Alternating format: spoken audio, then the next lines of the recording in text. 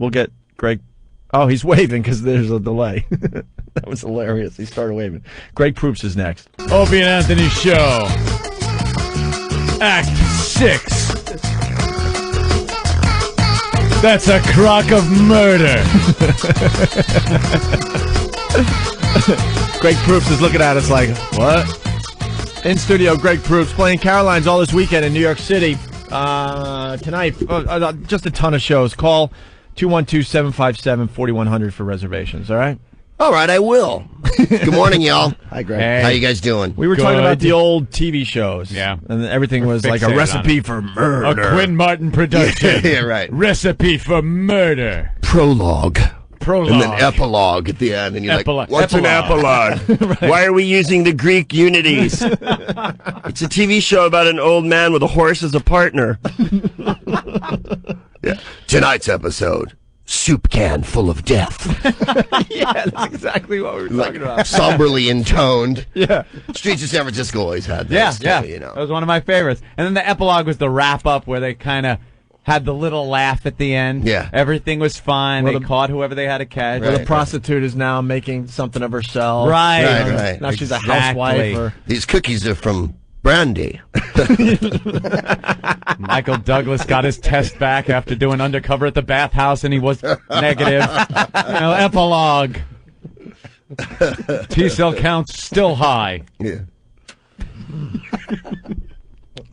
It's All fun- right, great to be here. I know.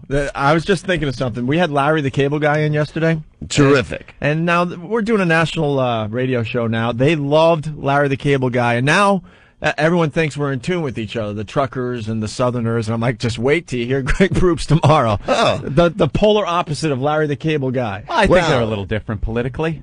Which is fine. I don't, Politically, yeah, but I think comedically, golly, we're all there to make people happy. And is there any greater gift than laughter? Other than the striking of a small child for misbehaving? I don't think there's any greater gift than that. Larry and I are not working the same patch of ground, so there's very little likelihood that we're in competition with one another, and I wish him all the best. I understand he's extraordinarily good at his gig, and he's a tremendous marketer. I only wish I had that kind of business acumen. I couldn't sell anything. No? Yeah, no, I couldn't sell ice to people on fire. So it's You don't have any products you sell? Nothing? no, I'm gonna have a CD later, but by the time I put it out, the material on it, like, hey, that Billy Carter, what a jerk, you know.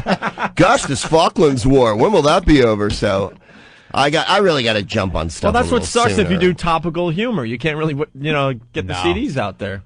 No, you got to be immediate with that jazz. But so I will though. Like I'm threatening to have a CD on my website. I know people like to buy stuff, and that's an important part of business. Yeah, you should But I'm just learning that. Most just comics are learning really- that basic tenet. Most comics are really lazy, though. Like, he seemed to be a go-getter. Oh, Larry the Cable totally. Guy. Like, he's pushing. He's always making calls to radio stations, really pushing I himself. do believe and he's products. a whore, is what he is. There you go. But comics usually pretty lazy. The lifestyle they lead, stay up late, sleep late. Try to anyway, Jimmy. Works for me. Yeah. What did Seinfeld say? He said when he was doing the show that they would have comedians come in. So that was Yeah. the difference between actors and comedians. When actors showed up for the audition, it was like the thing they'd been waiting for all week, and comedians always just act like you fucking ruined their day by getting up early. That's so true, man. My buddy always says, like I've been on, I'm sure you have too, you do a part on a sitcom or whatever, but like people go, so you're an actor, Greg? And I'm like, no, not really, because that would require me focusing for 30 whole minutes on something as opposed to thinking about what I want to say next and how I can be a smartass. Like, and the idea of like, hi, I am from France and I'm wearing a mustache and quick, get the bullets. No, it's not gonna, I don't think I could really handle that. No. You don't like if I it don't was like close to my character, I could do it. Do you like acting or no? I do because, but you know what? Because it's scary. It's scary. I mean, in sitcoms, I'm usually the snipey guy, surprisingly. Right, sure. Or some sort of snide gay guy that comes in. These are the parts I've played over and over, simply because I sound and look this way. That's 90% of acting, though. People think acting is like this difficult mountain journey or something, and actors make you think, we had to go to Fiji for 2 weeks and learn how to do kung fu. Hey, blow me. You ever have your boss drill up your butt like an armadillo for weeks at a time? That's acting, to pretend like you need to be where you need to be. Yeah. Anyone in the world would want to be an actor. They rub your legs, they give you donuts. Acting's cake, total cake, and anyone who makes it in that profession has to admit how lucky they are, because it is ridiculously easy. Anyone can act if you just stick them in front of the. I mean, not anyone. We've proved that, but Yeah. you know what I mean? Like when I just can't believe it when actors go, it was really hard. I had to gain weight and grow my hair. And hey, dude, you ever have your mother come over to your house? You ever not be able to get it up for like weeks at a time? Now, that's acting. Honey, the vernal equinox, it's the moon or something. You know? Someone's going to call us out on something. We'll let him have his moment here. Rob, what's up?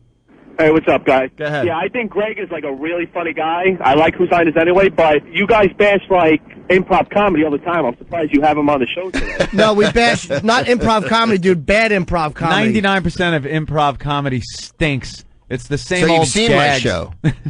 No, if improv comedy is done well, it's unbelievable. It's like anything else, but you just see more bad improv comedy than you do I'm not good gonna. improv I'm not comedy. gonna lie. I wasn't a fan of Whose Line Is It Anyway, but I saw you at the Montreal Comedy Festival. I laughed my ass off. I mean, his stand-up is unbelievable. The improv stuff is just not my cup of tea. That's all. You're a chicken who works in a deli. Go. Like, what? No, I love that one. He loves I doing hate that the one though. To be honest, it's freeze-its. been my weekend job for 14 years. Really? I've done improv since college, yeah, but mostly I consider myself a stand-up. I've been extremely fortunate to fall into that, and it just carried on way past the sell-by date that I ever thought I'd be. Yeah. And now, you know, hey, right on. It's been a whole career, so.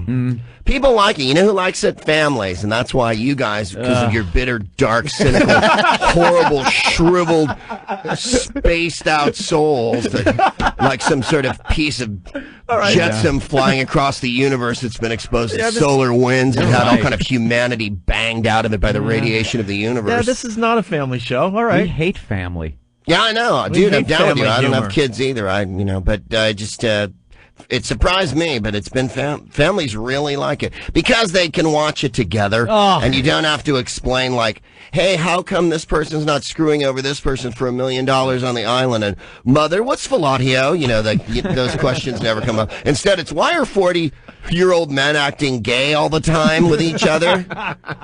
Someone described the show once as a bunch of assholes playing charades, and I thought that was the funny. My favorite one was on an English website about improv. Why not prepare something funny? That was my favorite. You want to hone that improv And I was like, yeah, you know, if given a chance, I would write something to. But you know, they don't give you a chance. So. Golly. So what do you not like about kids? You just don't like the kids? I like kids. I just don't have any kids. But there's this mandate in America that somehow you're supposed to breed if capable, and I don't get that. I'm happy. at I'm all. married.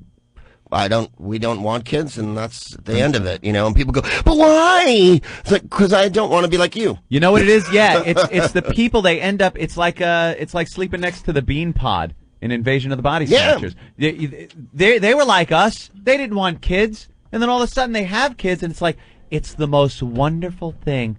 Here, you need kids too. Fall asleep next to the bean pod and wake up, and you'll have kids, and then you'll be spreading this around. What is it? Johnson & Johnson has a commercial out now. It's like after you have kids, everything changes. And they had a guy that used to, I guess, read Playboy or something, and now he's reading his children some Can you books. imagine?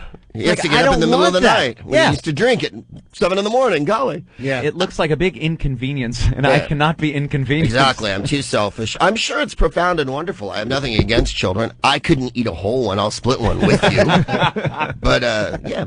I can't stand the pressure, like, you're not normal if you don't have Right. kids. It's like, whatever. So, I'm onto, hey, do what you want to do. Yeah, isn't it fun to be able to just pick up and go somewhere if you want to? Well, Not I've have found it to worry be about quite things? fun over the last Yeah. 15 years, yeah. You just get up and go. You don't have to call a babysitter or drag some overgrown fetus and equipment with you. They all got the equipment. Somebody can't just, a guy that has a kid, who used to be a friend of yours, can't just come over the house anymore. It's not just like drop no. by, have a few beers, watch some TV, and have some laughs. All of a sudden, it's the SUV pulls up with just crates of crap that now goes all over the floor, and you need to put the baby in it and take the baby out. Now shove this in his mouth. Oh, he's crying. Put this in there. Grab this. Joe, it smells like shit. Change the diaper. Get this. And I want no part of it. And they always joke, hey, you want to change a diaper, Anthony? No. Don't even ask. It's not even funny anymore. Just stop it. hate the children. All right, I like having them around the house.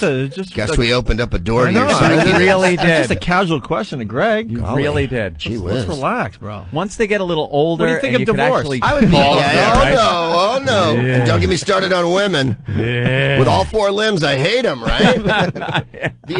We did the divorce thing yesterday on the please. show. It got a little ugly in here yesterday I with the bet it divorce did. talk. Yeah, it usually does. We were just discussing how the guys get screwed in the divorce settlement. Oh, surely That's all. not. And how we were saying how Scott Peterson's, Lacey Peterson's mother was saying that, divorce is always an option, not murder. And I was saying divorce isn't always an option for a lot of people. It's too expensive. I'm not saying murder should be an option. But you I'm just saying. Thank goodness you put that caveat in there, Anthony. I think a lot of people out there were thinking, well, God, Anthony said divorce they isn't would. an option. Yeah, maybe I should go the other way. I got a bag full of broken glass. You know? Sometimes the old Scott Peterson fishing trip seems a little more of an option than divorce. Yeah, he had a great plan, didn't he? Christmas Eve. Don't worry about it. Everybody goes fishing on Christmas Eve. Of course. What do you mean? Aliens came. They abducted her. I've got excuses. Great alibi. Solid case. They didn't think You that might one want to through. think it out a little more. Well, But, he thought it out a little better than that other jerk off did Utah? in Utah. oh, God. Look, you're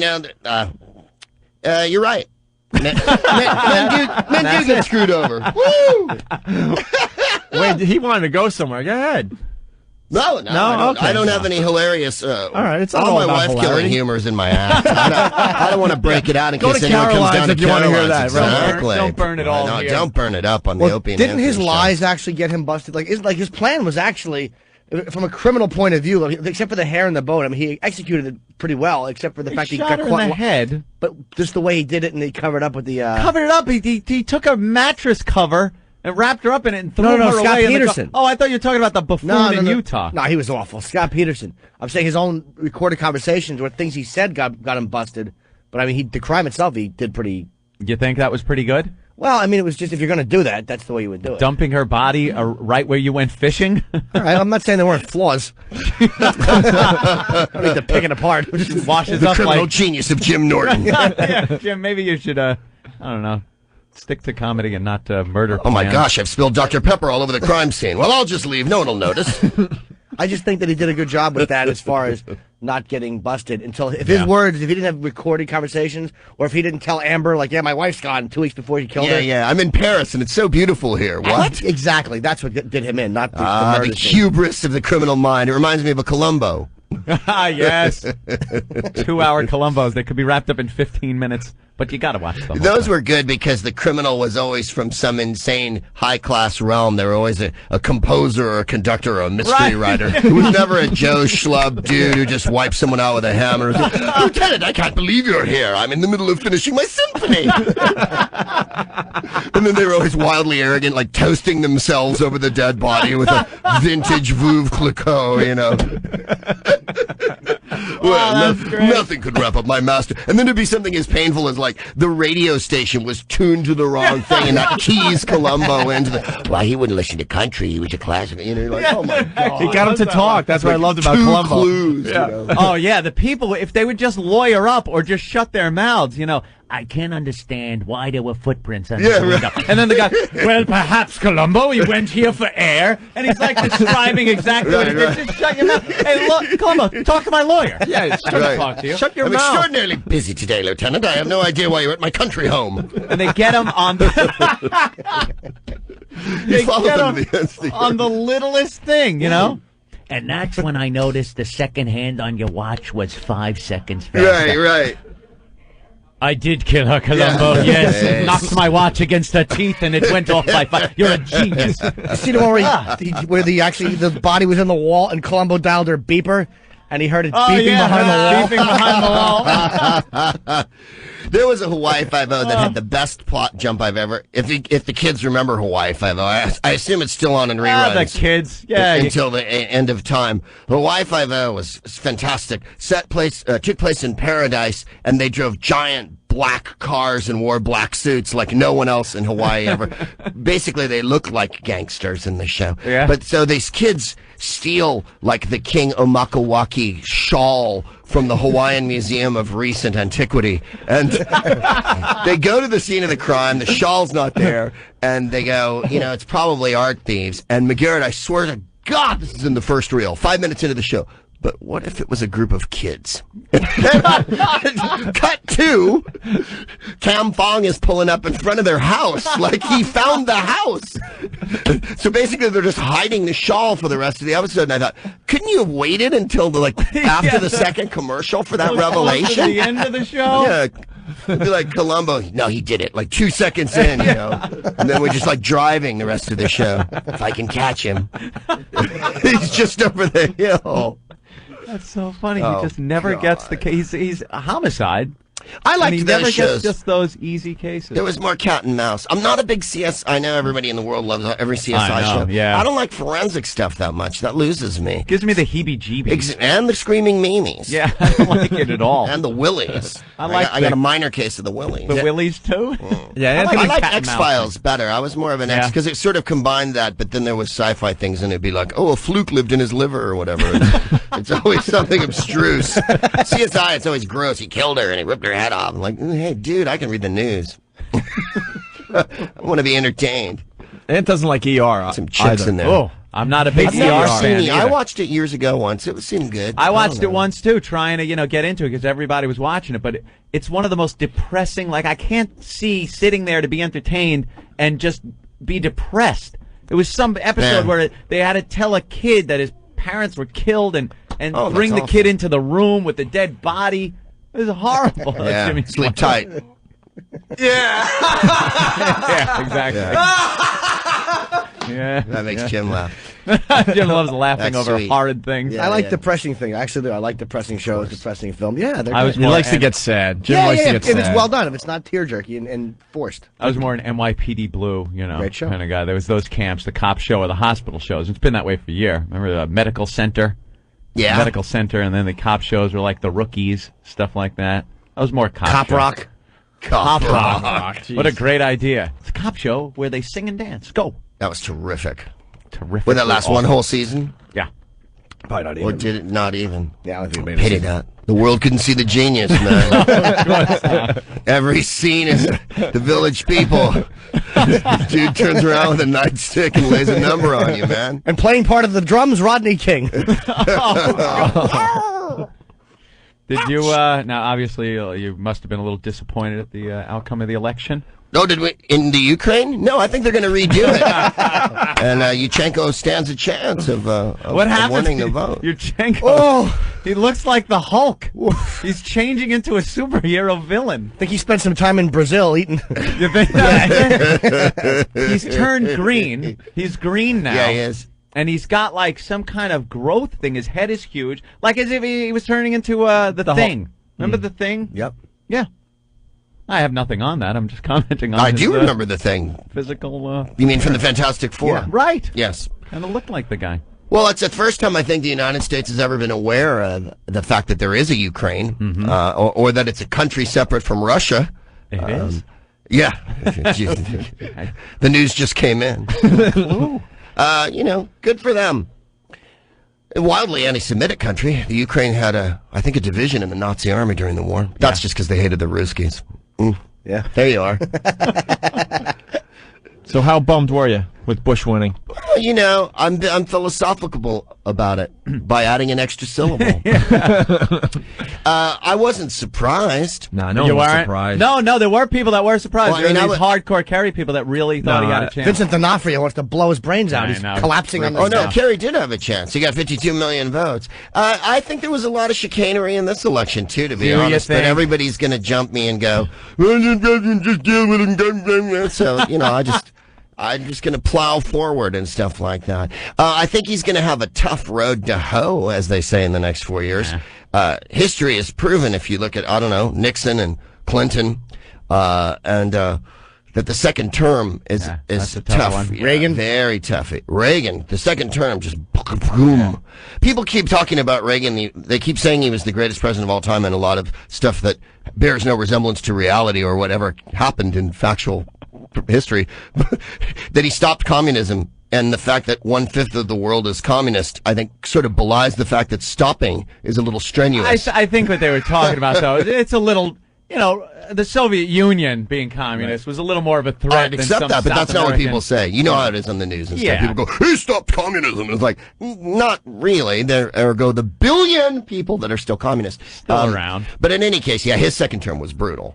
Everybody thinks that he was just wildly popular, but the last 2 years... I think the third term is even tougher on presidents, to tell you the truth. He never had higher than a 68% approval rating, I don't think, Reagan. I don't know where I'm yanking that statistic at, but he never had a very high approval rating. No, and although I think when he got reelected, it was a lot more of a, I don't know if it was a landslide because I think only 30% of the electorate voted in that election. Yeah. I think you saw a lot more, activity in this one. Frankly, I think everybody on every side has reason to be cheerful in that over 100 million people voted in this lazy-assed, apathetic, supposedly stupid country. People are motivated and actually do know what's going on, so I can't see it as the worst thing in the world. Do you think it was a bad choice, though, the Democrats putting Kerry in there? Yeah. I think what was a bad choice was not standing for something. I think the thing that Bush does that the Democrats never do is stand for what he stands for, and you can go fuck yourself if you don't like it.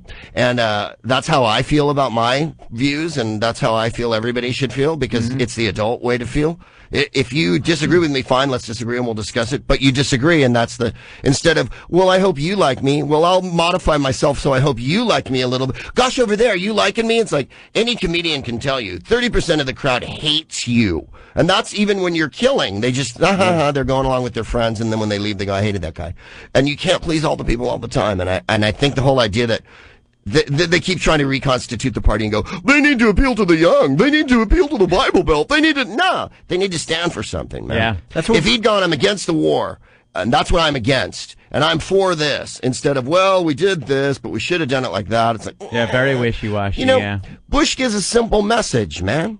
He's going to kill sand monkeys, and Jesus is his pal, and guns are good, and God damn it, that resonates with people.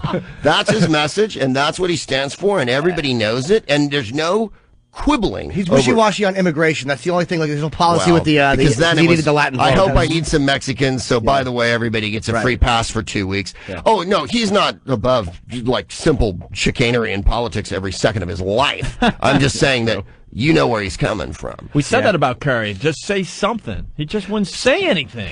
He was an intelligent man, and that's a threat to a lot of people. This is, as you know, the country's kind of they like it simple. The idea that, this is what killed me, was Lynn Cheney, who is, I understand, Dick Cheney's wife. They were having a rally for Cheney, and who couldn't vote for him? He's affable and warm and lovable, and clearly possesses the leadership qualities to make this country great.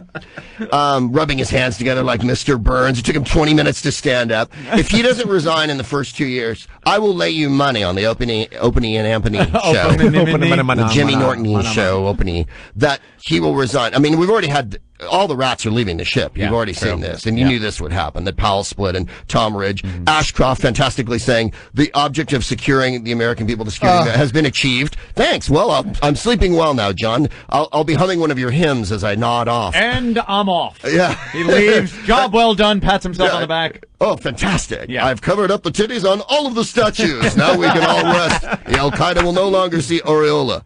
So, Lynn Cheney, when the campaign was going, said, John Kerry's got a fancy haircut and a fancy manicure. Like being fancy was the crime against you. And Dick Cheney's a billionaire. I think fancy doesn't, it depends on what you perceive as fancy. Yeah. So that's where the dividing line is. The fact that John Kerry speaks French, is an intelligent person, and equivocates, basically didn't do him any favors. No. But again, I wouldn't say it was a landslide or a mandate. A landslide's when 80% of people think one thing, not 49% to 51 is it was close. If I have 11 guys and 6 of them agree with me and I tell you that's a mandate, you might have something to say about that. Yeah. Although the American public did go for Clinton twice, and he was definitely brighter than Bush Senior. I agree. You know what I mean? So sometimes they like a smart guy. I mean, who did he beat in the second election? Dole. You know what he had, though? Bob Clinton, Dole, yeah, Bob Clinton Dole. had, it was charisma, you know? He had something. You got to appeal. Huge rock star. Great You politician. got to appeal to the people based on what they like. And you got to look at the majority of the American people. What do they like on television? What do they like Tough to crowd? read? What do they like to... No, sorry. Well, they used to. Not anymore. It's like you said, part of the the problem- simple stuff, the stuff they can really sink their teeth into. They don't want to hear stuff that's going to confuse them. They don't want to hear intellectuals. They don't. They want something charismatic. They want an easy catchphrase. They want something simple, something they could all get behind, something that fits on a bumper sticker. Something, you know, it's that kind of stuff, and that's going to win. I think Clinton messed things up, though, and Jim's right, because Clinton is probably the brightest president we've had since, I don't know, where you want to go back to, Carter or whatever. I mean, the guy is acute. I like how you go right back to a Democrat. No, please, I noticed Like, that. never go back. Nixon was a bright Go guy. in between. Intelligent Nixon too. was very bright, but Nixon precedes. We can go back to Nixon. Nixon was very bright and cagey, obviously. Like Clinton, a lawyer. Yeah. But Clinton ruined it for everyone because he was all things to all people. And then the next Democratic candidate you bring up after him, you've just had Mick Jagger, the candidate. Right. And now you're bringing out Eddie Money. You know what I mean? Like, it ain't happening the second time around. Like, dude, no one had the all-encompassing cock that Clinton has. I mean, that guy was sexy to everybody across the board. And, you know, Bob Dole is a perfectly fine candidate for president, quite frankly. Not that I would have voted for him, but he'd been in the Senate 1,000 years. He knew everything about government. You know what I mean? Like, He's a very honest guy. He's a very sincere guy. I mean, there's been worse qualified candidates. Horrible that have patty run. cakes player. Couldn't tell the difference between fake, what was it, concrete and real concrete. Hey, this is so soft and no one wants to see the 80-year-old man fall over. That's bad. That's bad. But you know, like I say, I think he messed up the curve a little bit. It's going to be difficult to find someone with his kind of charisma. W's got a certain kind of charisma, but not that kind of charisma. It appeals to the middle of the country. Yeah, Really I mean, does. you can argue a lot of elections. Kennedy may not have beaten Nixon at all, and you know, if you want to go back to the 19th century, there's plenty of contested elections. So it's a tradition in our country to jerry-rig it. Yeah. I don't think it's good, but you know, hey. It really does sound like the battle cry of the liberal Democrat, though. The whole, you know, we didn't win, so it's fixed. And I'm sure you hear that. We didn't win, and it people. was fixed. But I can appreciate, you know. Also, like I say, I you know, at a certain point, I OD'd right before the election because I don't know about you guys, but I was up to my eyeballs in it, and you know, living and breathing it, and now. It's like, you know what? The world goes on. I got stuff to do, and I'll keep fighting my fight, and they do their thing. Yeah. And, you know, it could be worse. All right, that's good. It could be worse. That's a nice How's that for campaign an slogan, optimistic too. viewpoint? It could be worse. I want to ask Greg about this too, because you understand how Hollywood works the same way I do, as far as the as far as the mentality out there. Yeah. Why is there no outcry about what happened to Van Gogh from the Hollywood elite over a filmmaker being killed over views? Oh, well, because one, he wasn't American, and two, hadn't made any money in Hollywood. Nah. And he hadn't been there to be celebrated or anything like that. If he'd been in Hollywood and had made a picture that made, you know, $70 million indie for, you know, Miramax or whatever, then, oh yeah, there'd been a big outcry. You know how selfish and up their own butt. We were talking about everything Pat is in Hollywood. Sajak's article yesterday, where he wrote a great point Pat about Sajak? I know, brilliant that's article. what I said. Because- Like Pat Sajak's writing articles for a conservative publication. Oh, really? Because I was reading Wink Martindale in The Nation the other day, and a lot of people extremely canny observer of the political scene. It took so long to read that Pat Sajak thing, though, because you had to keep turning. All right, I'll give it a wacky horn. But he made a good point about how because it was a Muslim murdering somebody, like if that was even in the Netherlands, if it was an abortion, an anti-abortion activist who had shot and killed a filmmaker for making a pro-abortion movie. We know what you mean. Yeah, that they would still be up in arms here, but because it was a Muslim, they don't want to be seen as agreeing with Bush on anything, and they've kept their mouths shut. You understand what I mean? If it was about something that was an attack on the ideology of the left. For some reason, if you come out with a view that is against Muslims, or against not against the whole religion, just against somebody that's Muslim, if you come out with that view, you'll be looked at like you're aligning yourself with the president. and they so don't want to be aligned by. Well, that's to the also president. you have to remember Pat Sajak's a Hollywood guy, and he feels that pressure of being one of 18 conservatives painted into a corner in that town, and they get a little beleaguered sometime and make those really faulty analogies like that. Like Mel Gibson coming on TV and going, "If my son was dying, I wouldn't want stem cells." You're like, relax, you're rich. It's okay. Everything will be all right. Everything's going your way. You got your president. You're good. You know, Arnold Schwarzenegger is way more representative of what a conservative in Hollywood is like. In other words, hey, whatever you want. He didn't even go stump for Bush, but for like 2 days because he knows he has to stand for re-election in California. Too many pictures of him with his arm around Bush in California, and is like, okay, great for you. True. He's very popular, though, man. I like Schwarzenegger. Everybody seems to like him. He's pretty moderate. Yeah, that's what I mean. He's a Hollywood Republican. Do what you like. We're smoking pot. Hey, right on. As long as he could put "ator" at the end of everything he says. As long as he can and use I'll an be back. I'm the idiotic governor. catchphrase. And the crowd, again, see, it's what I was saying before. The crowds See, there you are. love it. You're talking about Pat Sajak and Hollywood and how Hollywood won't do anything. And then during the Republican National Convention, it was Hollywood's pure evil and people's morals aren't for Hollywood. And yet they had Arnold Schwarzenegger speak as a keynote speaker at the Republican National Convention. A man who's been governor for less than 2 years and has no history as a politician whatsoever. Suddenly he's asked to speak there. Funnily enough, because of his Hollywood fame. Right. Of those morally uplifting movies like Predator and all those. Morally uplifting. Kindergarten Cop was good, though. Kindergarten Cop was superb. Who doesn't like the Star of the Schwarzenegger action I movies? love Greatest the actor Love Predator. ever. Get to the chopper. I love the Predator. That's action I star think that's ever. my favorite one of all of them. The Do you first love one. that one? Yeah. Which one?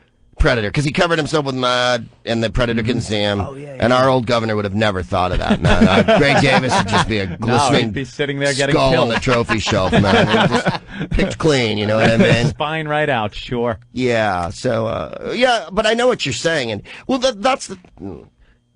Yeah, what was that filmmaker's name? Van Gogh, right? Yeah. Which makes it easier for Americans because the only other famous Dutch person ever.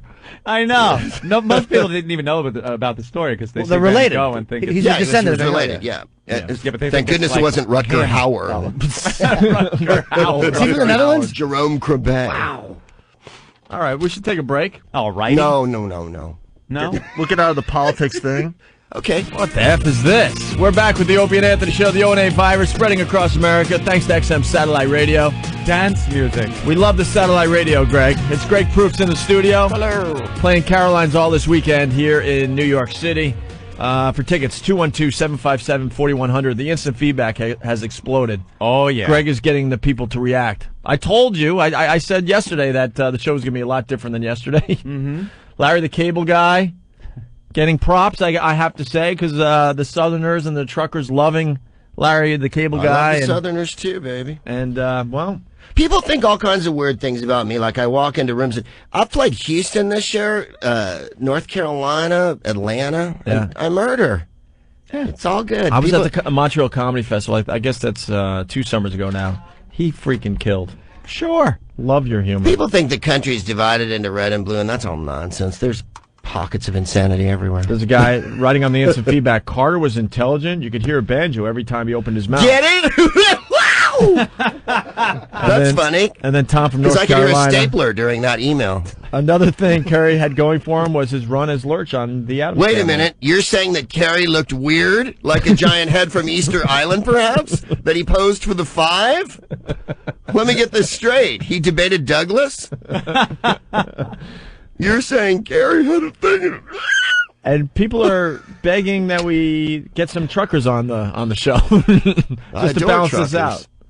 So, well, we can move How on. would a trucker balance me out? That's what I like. That's to what know. they're saying. I don't know. Political. Let me tell you, won't you leave the goddamn country if you don't like it? Yeah, I love that viewpoint. Yeah. Yeah. Because all my tax money's here. Yeah, 'cause I paid in advance to stay. I do like the celebrities, though, that said they were leaving the country if... That's a very ill-chosen stance to take before really, an election. really bad, because So, no one forgets Talk it. about slippery slab. I'm moving to France. Oh, well, I'm not moving. I'm just going to go on a holiday there and then come back and sulk. I'm eating French bread, okay? That's as far as I'm going. Let's talk tabloids. Alrighty. Let's move on. Oh! Well, Greg said he's got... Celebrities. I was looking through the Daily News here, which is a It's a fine newspaper. All ads. Oh, newspaper?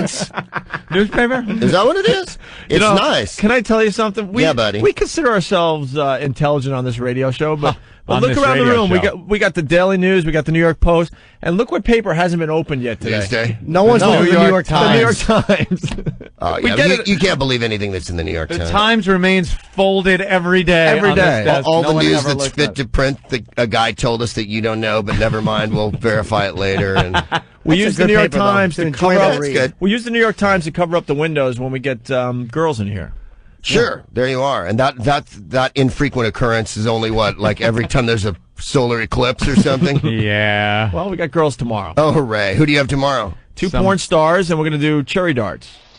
Cherry darts? Yeah, we have this nice, intelligent conversation going on today, whether you agree or disagree. And then tomorrow we got guys throwing cherry darts at naked girls' buttholes. How come I missed that day? How come I get intelligent conversation? I know. Who says I don't want some cherry darts in my life? I threw an almond roca at Jenna Jameson once, man. I got How it all. about this? We'll extend the invite. You want to come back tomorrow and throw some cherry darts? You can. All right, let me think about it, man, right. because I got a Just Cub to show Scout the other breakfast side tomorrow. of Greg Proops. I'm making pancakes for the Cubs tomorrow, and I got stuff to Bring do. a few of them in. I'd love to toss something into their tiny hairless backsides. Which adult film stars have you tomorrow? Some girl named Star. Yeah. I thought you said porn stars. Yeah, I know. I said some girl named Star, and I'm Yeah. trying to remember. Yeah, but they're not Yeah, but quite well, stars. Greg's pointing out we that they're to have not heard famous. of them. No, her name is Star. Shouldn't their legend precede We them? would rather And then, not have the stars. We would rather have the girls that are actually going to do some really nasty we like a stuff. little skank in our women. I see what you're saying. May Yeah. I? Little skank. May I peruse? You could have a porn star come in here and then tell her, we really want you to bend over. We want to throw a cherry and see how close we can get it to your bunghole. And we want listeners to do it to win prizes. And then they'll say no. And you're like, but you're a porn star. Can we say bunghole? It's difficult to tell what this woman is. Her name? That's Candy. Oh, that's Candy. Yeah, Candy. They always have those names. They're always named Fluffy and Pinky and Candy and stuff like that. Notice no porn stars named Gertrude or Bertha anymore. Not a lot of you know? Ethels. Right, not right. Hey, Ethel. No Miriam's down there. Yeah, you can't tell what she looks like because she's completely upside down. And do you know Terry Weigel, who she is? Yeah, I remember Cherry Weigel. She blew me on. I was on an internet radio show, and with actually Chauncey Hayden, and she said she'd give us Hummers, and she did it for like a second. Her husband was there. I was packing like one. I couldn't even get the rubber down. I rolled it down once, and I couldn't. But she blew me for a minute. So that was a porn. Did Chauncey blow you too? No, he didn't. Fucking asshole. Okay, I shouldn't have mentioned Can't his name. stand that guy. I'm just saying that was the show I Ugh. did, and she blew me. What a tool. Yeah. That doesn't take away from. Oh, my look Hummer. at that. Totally took away from your Hummer story. No. And took the comedy out of the room. Candy is 19 years old and only been in porn for 3 months. Where do you find these girls, Oh, Steve? stop it. That can't be This is the guy that finds all our porn, Greg. Don't get too close to his hat. You'll scorch yourself. Every day he has to have some kind of flaming wear on. It's a look. Today it's the hat. Yesterday, do you have the boots on today? No, the boots are getting stretched, so they don't give me... I thought you were so getting they're more sore. fluid put into him. Oh. See, it's like a lighter. Yeah, Uh-huh. I know. I got that one. Butane, I should have said. You have to endear yourself to the directors who know these girls, and a lot of the girls are fresh-faced 18, 19-year-old girls, and that's where the 19-year-old Candy came from. So she was in high school. She gets out and then decides porno. Yeah. Been in it for 3 months. Mm-hmm. Very nice. A trucker that does like Greg. I knew they were out there. Johnny, Of what's course up? they are. Hey, bud, I absolutely love you, Greg. I saw you on Whose Line Is It Anyway? Thanks, brother. And I absolutely love you on there, and I just want to redeem the truckers. Thank God you guys actually have some intelligent guests, because you know what? I couldn't stand Larry the Cable Guy yesterday. He would set me up with his fucking jokes, and then you guys just knock him the fuck down. It's good to hear. Wow. I liked Larry, We too. enjoy Larry. That's what I like about the show. Every Thank day you, it's a little John. different. Every day is a little different, and tomorrow it's a bagatelle of cherry darts. That's it. Come one, come all. Cold Hearted, the trucker. One more here. Let's go. Hey, what's going on, guys? Hey. I think you guys ought to use Greg as a substitute if Jimmy calls in sick or he has to go on tour, because he's a funny bastard. Yeah, Greg is very funny. I never call in sick, and I never go on tour for that one reason. Believe me, I know they're going to put some other comic in here, and then Ope's going to be like, take a couple days, relax. Guy's pretty funny. Yeah, I know. Hey, man. Just to break it up a little bit, you know. You can never take a day off, man. No. That's the old Hollywood creed. Look, you're doing a terrific job. Go to Hawaii for a week. I Relax. got a quick, stupid question for Greg. Yes, sir. That movie, Little Nicky, The guy with the glasses that they were giving a hard time, that wasn't you. No, that wasn't me. Was that Andy Dick who was in Little Nicky? I don't remember. No, I didn't see Little Nicky. I would have remembered, though, because I'd be getting the checks from the DVD, so it wasn't me, brother. But thanks for thinking of me. And people confuse you with Andy Dick? No, never. Oh, I was just guessing who wears glasses that was in the movie, man. There's Jerry in Jersey, what's up? Hey, how's it going, fellas? Hey. Good morning, sweetie. Hi, Angel Face. Yeah, I was just actually two quick questions. I was wondering what you're doing on a radio show since you starred in Star Wars Episode 1, The Phantom Menace.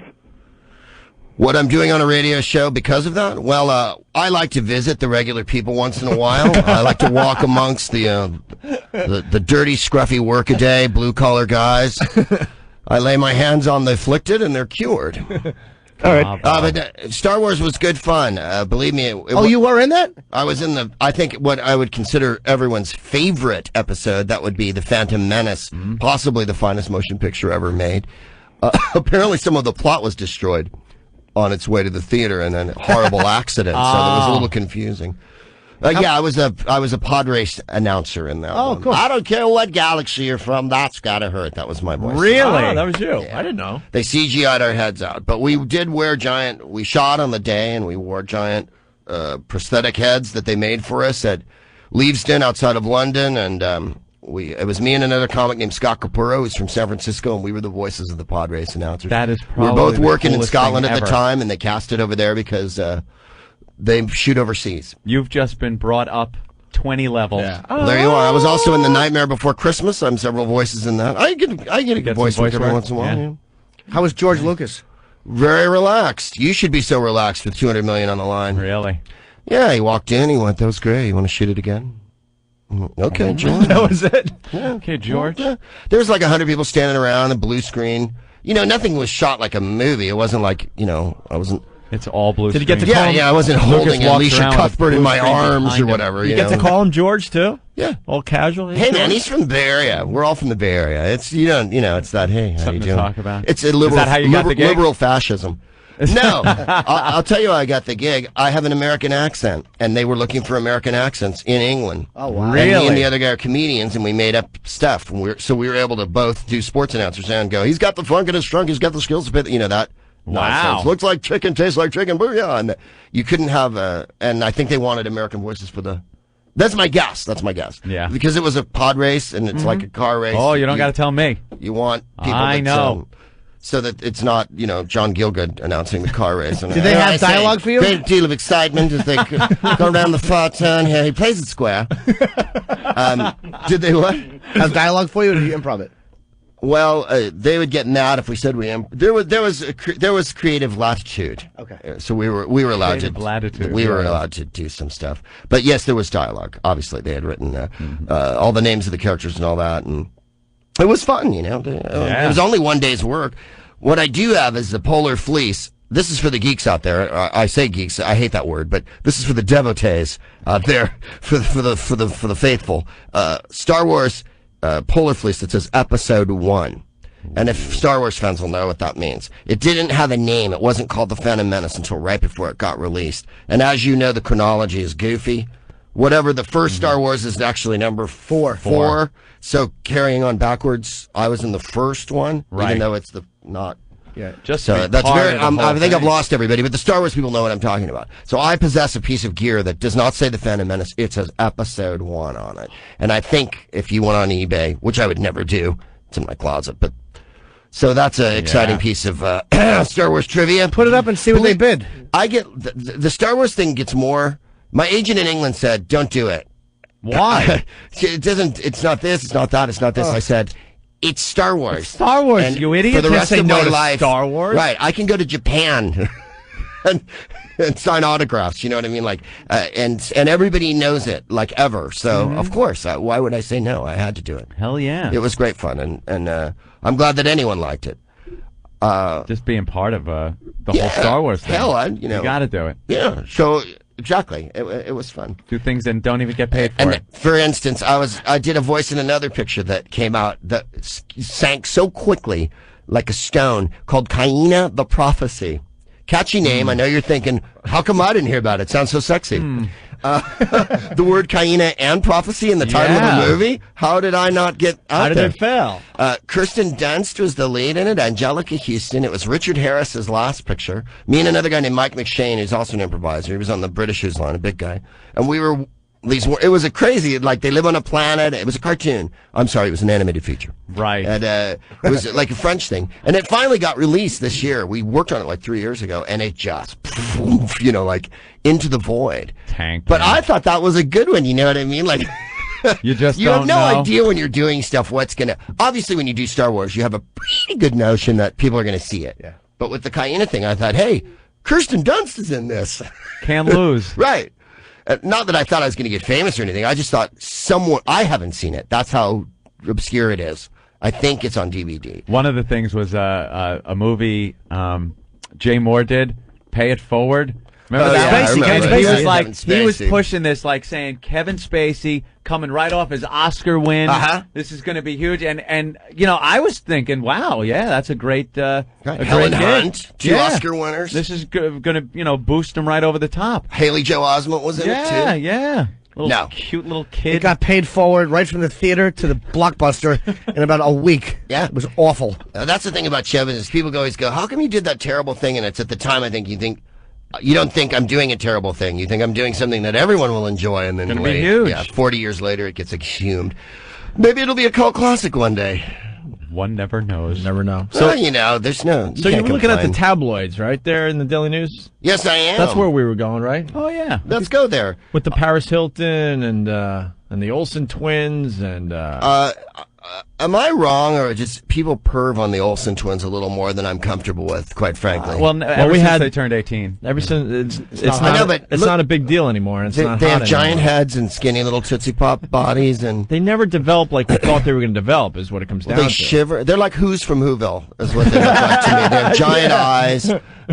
I mean, I'm sure they're perfectly nice people, but it's just so pervy to me. This whole country's so pervatronic, and they're like Lindsay Lohan. You got big ones. It's like We love her though. they're Gotta teenagers, admit it. man. I'm old enough to be their dad. People come up to me that are that age and go, "You remind me of my dad," and you're like, "Ooh," Yeah, you know, it makes you leak clear stuff, doesn't it? you know, exactly. But fair enough, you know. You're not into like the Lindsay Lohan? You don't look at her and think for a split second, like, wow, she does have nice titties? Like Jimmy Carter, who you could hear banjo music playing whenever he spoke. Maybe I'll lust in my heart ever so briefly, but no, it's too pervy for me. Yeah. It's too pervy for me. Literally, I'm 45 years old, man. Lindsay Lohan, could well be my daughter. I think she's in fact, 18. her bad behavior, I think she is. If I had a daughter, I know she'd be a drunk, and I think that's exciting. My question is, like, say you're Paris Hilton's parents or whatever. Oof. Now, when you're having the Thanksgiving dinner and everyone's gathered around the drug loaf or whatever it is you're eating, do you have a slideshow? Do you like show home movies or whatever and go, this is her first, not that one. And then, she's so orange and so white-haired. And that seems to be this look that all girls have now, like the Christina Aguilera, Britney Spears, Paris Hilton, Orange. Jessica Simpson. With Jessica blonde hair. Simpson. They're like the Eloy that lived on Earth that the Morlocks drove underground Right. to eat in the time machine. only They see have them that with the time white machine. hair and the orange skin. There's a Star Trek episode too with Call or whatever, and they drive the white hair. Vol. That was it. And Vol they puts the fruit on the tree. exactly with Yeah. Skippy. And they Kirk punch him in the face. That's what these people are. They're like the cattle of now, and they are going to be driven into a machine so that we can survive on them in the future. But someone like Paris Hilton is absolutely necessary in society. What would we do if she didn't exist? Who would we pin our hopes and dreams on? She appears to have no talent whatsoever or any reason to exist. Nothing. She's wealthy and she's ephemeral. She's like an anemone in the sea. She's beautiful and yet doesn't really produce that much altogether. And now we know that she slept with Colin Farrell. This was duly reported a couple of days ago, like on TV and in the paper. She slept with Colin Farrell, everybody. So I took out my checklist. And Checked off Colin right, Farrell. you know, like, well, okay, we're mowing through there's only 3.8 billion people left on Earth, and But that gives you a purpose, or it gives her a purpose now. You just have the checklist, and now it gives you something to do every time she does something. she's had 2 TV series. We're talking about Hollywood. That'll point out to you what's going on in Hollywood. People think that show business is a meritocracy, and they say, that guy's really good. How come he doesn't have a show? Or that actress is really good. How come she's not in more movies? Because they're not interested in good. Good is the most irrelevant thing in the history of mankind. You get Paris Hilton on If Paris TV Hilton shows. makes money, Paris Hilton's on TV. If monkeys banging on a stick were what was popular, that's what would be at Caroline's this week. They would not have comics ever. And they'd have a show on the WB. Oh, dude, they do. It's called Monkeys with Sticks. Check. That- How so- many series have you had, Jim? What? How many TV series have you had? Never even been on a sitcom. See? Never. I would love to tune in and see Jimmy.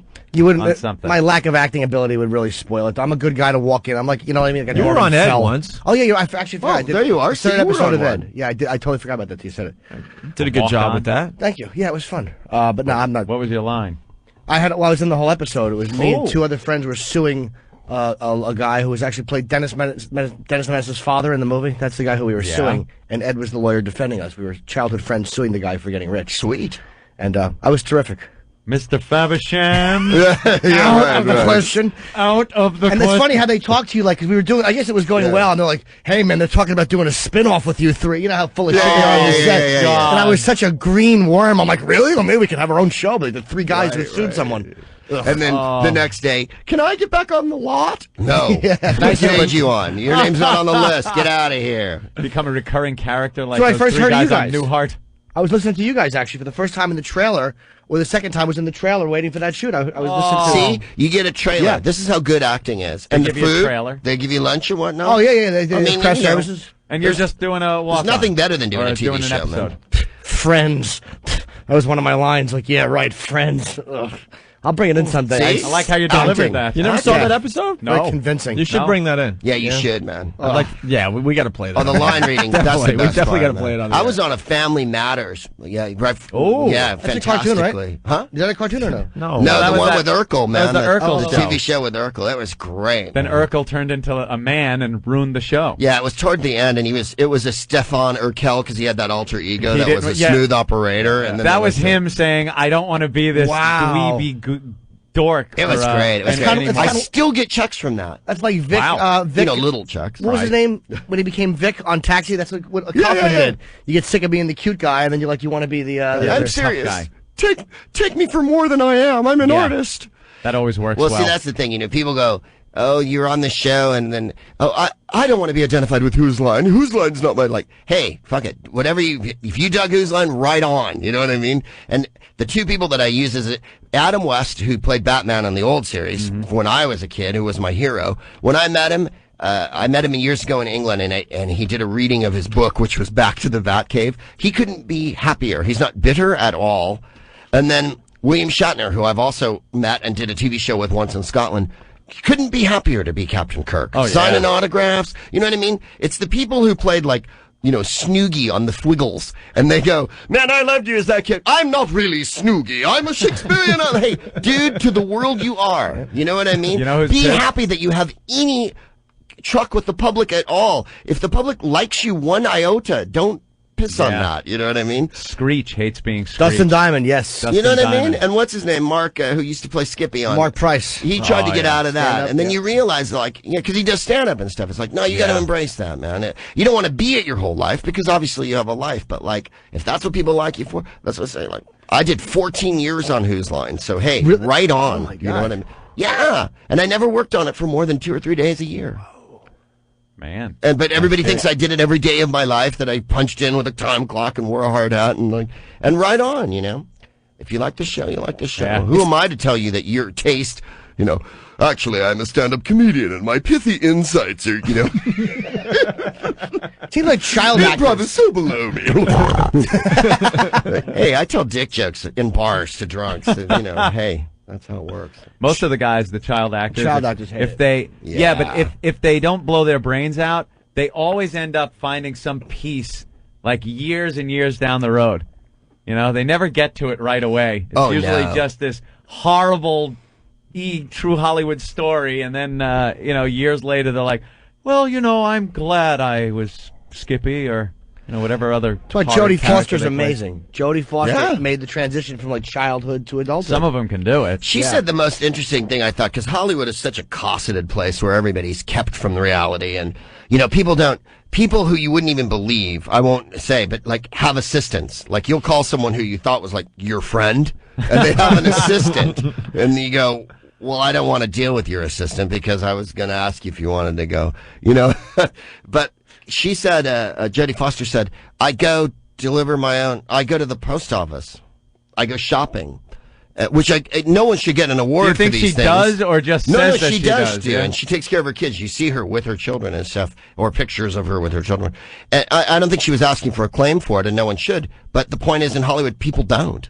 Yeah. People don't go to the post office. They have excised the things from their lives. She said, this is what your life is. Your life is doing your laundry. Your life is picking up your dry cleaning. And when all of a sudden you don't do any of those things anymore, then you're just laying, you know what I mean? You've infantilized yourself to the point where you're like, my art is so important. I pretend to be other people, Right. Get a grip. Yeah.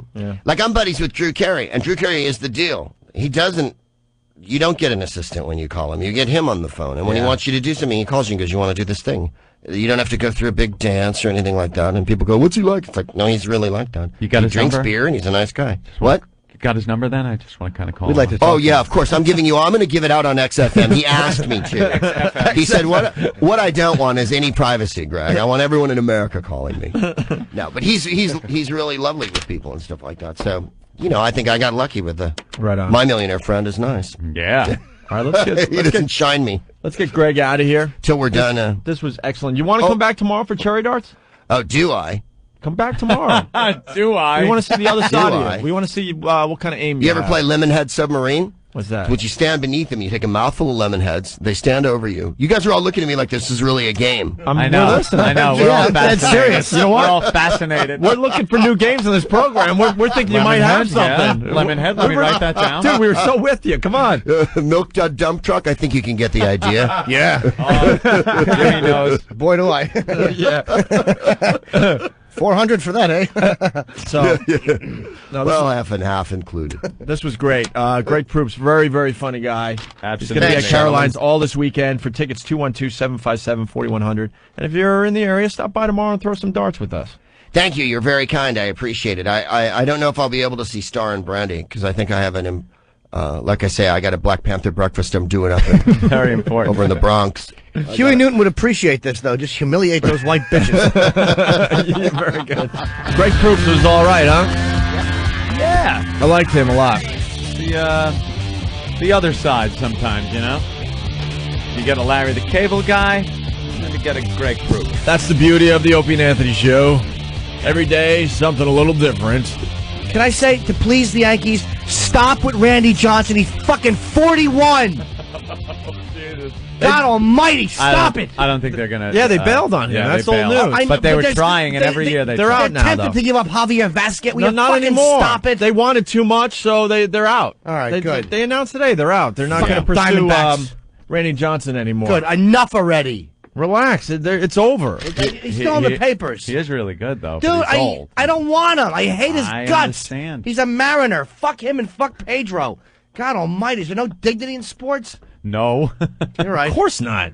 You follow the team that has the less dignity. The less dignity? I know. I don't like lesser what of the dignity does, that dignity has to offer. You're saying the Yankees have the least amount of dignity in the Major League Baseball? Yeah, they're a bunch of whores. And that's not true, though. When Dumb Steinbrenner was out, and they built this team of all young players, Bernie, you know who the Yankees, I'm not going to go over it for the rest of the country, but they were all young, homegrown Yankees. That's why they were a great team. Yeah, just like A-Rod, No, but Boone went down. Boone got hurt, and then you trade in Soriano. You get rid of him, and you're picking up A-Rod. That's a bat for a bat. You got to go with A-Rod. I love Soriano, but you got to go with A-Rod. Oh, whatever. You didn't think I had an answer for that, did you? Smoothies. It's smoothie I'm not time. Smoothies. Why? Because to pick up on where you left off yesterday, I shit Connor Peterson when I got home. All right. Enough with the Connor Peterson references. It will never get old. Just like him. Oh, God. It will always be an ageless little lump of what could have been. All right. We get it. Grieving grandparents. Hey, we got the... They've been in kindergarten this year, honey. Greg Proops in studio playing Caroline's all weekend, starting tonight through Sunday. Wow. Good morning. How many sets you doing? You got 750 and wow. The St. Patrick's Day fracas. Hi.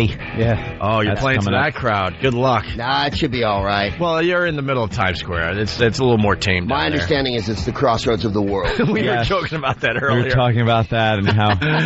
Do they... I don't think... Noose and turbans and whatnot. It's fantastic. Yeah. I don't think Caroline's has that announcement anymore before the shows. Do they not? I used to love that. I know. They used to have this announcement, if we're in Caroline's here in New York City, where it was like, you're in Caroline's on Broadway at the crossroads of the world. Yeah. It sounded like you were in the most important place, and then some guy comes up and is like, yeah, how you doing? I'm throwing a hot dog down a hallway. Crossroads of the world. Excuse me, how do I get to Europe from here? There's no signage. Bill pointed out they have an M&M's factory, basically. Yeah, right down the street. It's all at the crossroads of the world.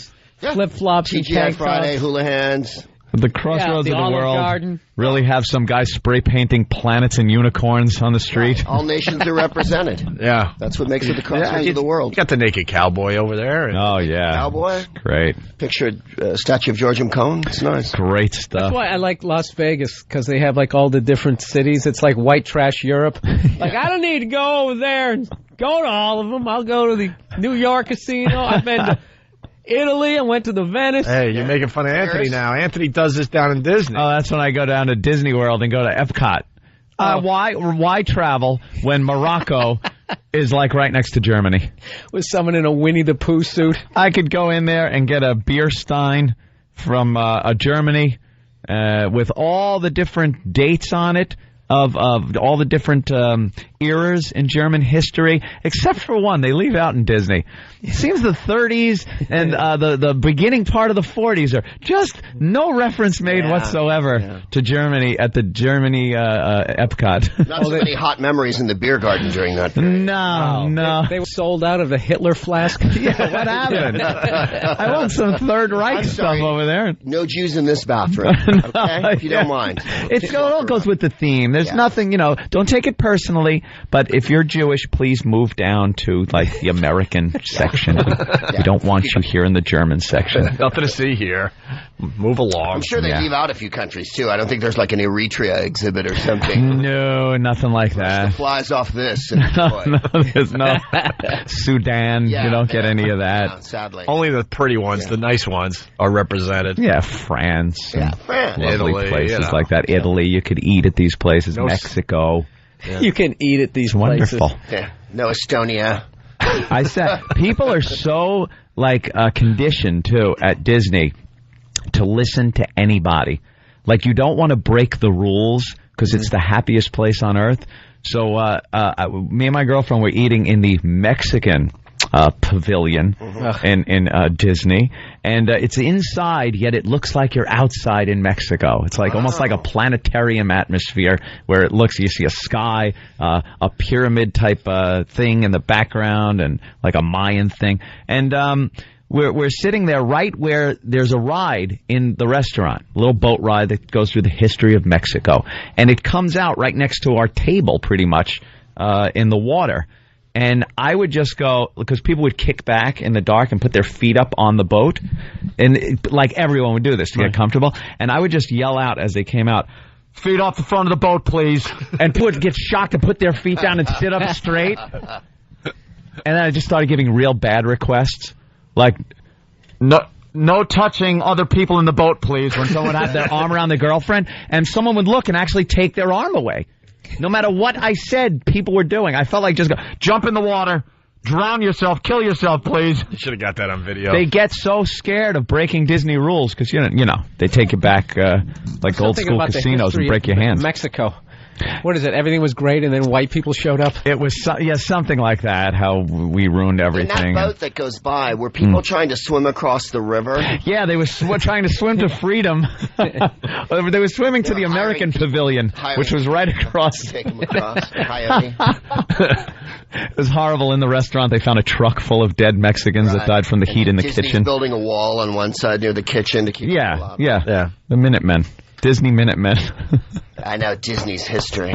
Fantastic. Hey, you're up on your politics, obviously. We know that. So what do you think? Black president, female president? Is it going to happen this time? I think a black female president is what Black female president, just go all out. They're going to take one of the American Idol girls. Yeah. Let's end all the bitching with this election. Yeah.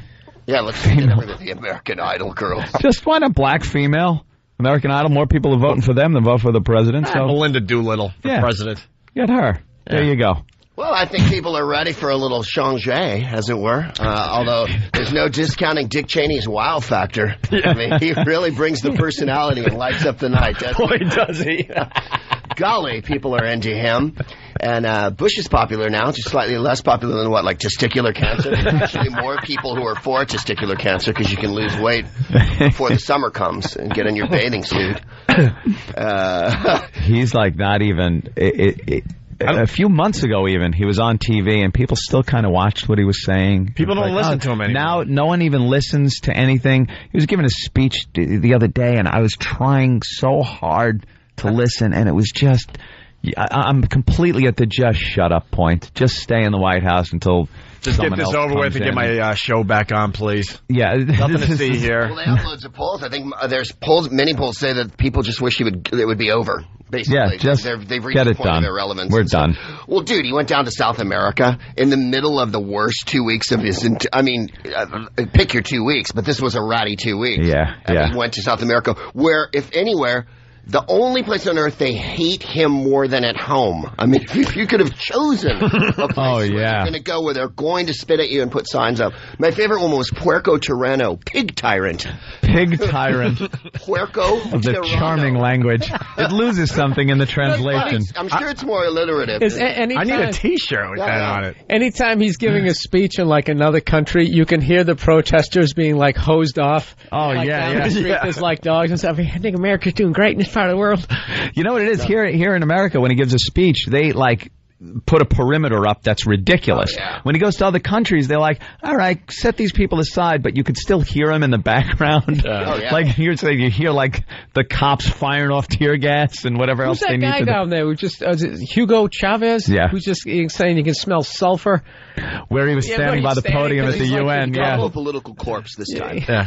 Instead of saying, because I can no longer smell the sulfur, he's a political corpse. So basically, the president of Venezuela has written him off as irrelevant at this point. And he went down to talk about biofuels. Yes, biofuels. A guy from Texas whose family's in oil went down to talk about biofuels to Brazil. They can make it out of corn and wheat. No, he's on a roll. He's on a real roll. And I was just in Washington 2 days ago, and the Attorney General came out and said mistakes were made. Yeah. My favorite blanket. Mistakes were made. They used a loophole, I love this, in the Patriot Act to just kind of fire and rehire some attorney generals without any congressional input or having to go before Congress and be approved. And it was just like, well, some mistakes were made. And I think the fact that the Republicans and the Democrats are coming out against this, it proves there's some mistakes. Some mistakes. Why can't we use that in our own lives? To get out of crap. Hey, so, I was smoking some weed and had a brick and I'm selling it to people. Some mistakes were made. Oh, okay. Can I go? You're free to go, sure. The fact that the cops arrested me shows that some mistakes were made. No, it is wild. They don't admit anything. But I'm thinking, Cheney keeps saying that we're winning the war and that people who are opposed to the war are what are causing us to lose it. Yeah. The logic of that is inescapable. I don't I don't see that. We're there, putting the troops in harm's way. I at this point, I don't think it has anything to do with the protesters. I'll be honest with you. I think with all the protesting and stuff, because a lot of people were turned off by the Hollywood, as they call it, the Hollywood elite coming out against the war, because it's business as usual. So people that were for this military operation were like, oh, screw you. These people live in their ivory towers. They don't know what's really going on. But even the hardcore people that were behind this war didn't need to listen to protesters. All you had to do was kind of just watch and say, wow, this ain't working. You didn't need anyone to tell you it's not working. It ain't working. Something is amiss when, they're doing cute little stories on the news, and then as a little tag you hear 138 people were blown to bits today in Iraq, and children in school. They can play that game because it's not like an army to defeat over there. They're just going to sit there picking off our guys. Yeah, there's no winning or losing over there. There's trying to gain control of a situation, which they're obviously not doing. You either got to go balls out or leave. There's no middle ground of just let's keep sending dribs and drabs of people there. You need to occupy a country by sending in so many troops that you could have them everywhere so no one could put together a goddamn transistor radio wire without you knowing that they're doing something. But they just send enough people. It's just enough people to blow up at random. That seems to be what we're doing. The only way to successfully occupy a country is you have to commit genocide. That's the only way to do it. Yeah, pretty much. Which you don't want to do. So you got to do what we did to the Indians, which was brutal. Or Japan. But, we wouldn't have St. Louis if we didn't. No. We really, hey, good old St. Lou. I mean, Japan. You're going back a few years, but Japan was pretty devastated after the war, and we sent in an occupying force until things got better. There weren't happy people there. I'm sure all the Japanese weren't walking around going, yay, the Americans are here. We helped them out, though. But again, that was a war with armies. That's just it. Huh? They keep saying that this isn't a civil war, which is like holy fallacious, They're killing thousands at the moment to fight each other. based on just their beliefs. Yeah. And you don't install democracy. I got news for everybody. Either people want it or they don't want it. You don't come in and go, you're a democracy now. Right. Everybody vote. Everybody's equal. The women and the Jews. But we don't want to be a democracy. It's like, wait a minute, we need to kill everybody we don't like first, and then we'll be a democracy. I've been living next door to you for 25 years now, and I finally have the opportunity to kill you. Isn't that amazing, though, how that happens? Like, that happened when the whole Russian thing died, like in Czechoslovakia. I had no idea. Bosnian Serbs had no idea. Hated each other. They had a unified enemy. Let's get these guys out of here. And literally the second they left, maybe they had some beers for like a week. Yeah. It's all right, guys, it's on again. We're picking up where we left off 80 years ago. That time is over. That's the hard fact that no one wants to admit is strongman dictators keep little principalities from fighting each other. When Marshal Tito was in the Balkans, there was no war. As soon as he left, Bosnia and the Serbs went at each other. The Croats and the Serbs. As soon as Saddam Hussein was removed, the Shiites and the Sunnis go at each other like nobody's business. Yeah. Dictators make people afraid of one person. Right. Yep.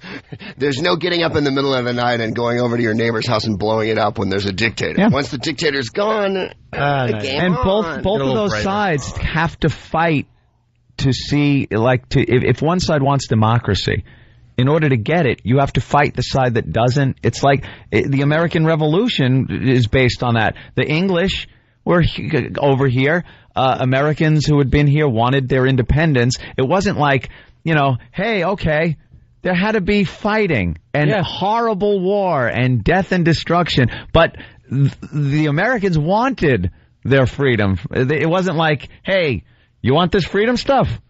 You want some freedom? Take it whether you like it or not. Plus, the revolution was never overwhelmingly popular even in this country. It was probably about 50-60% of people that wanted it. Yeah. There was many Tories and people on the English side in America during the revolution. Yeah. That's why it took 8 years. And I'm sure they were all doing the Cheney thing in England for the whole 8 years. Don't worry, it's not a civil war. They're going to win. Listen, they're in the last throes of the insurgency.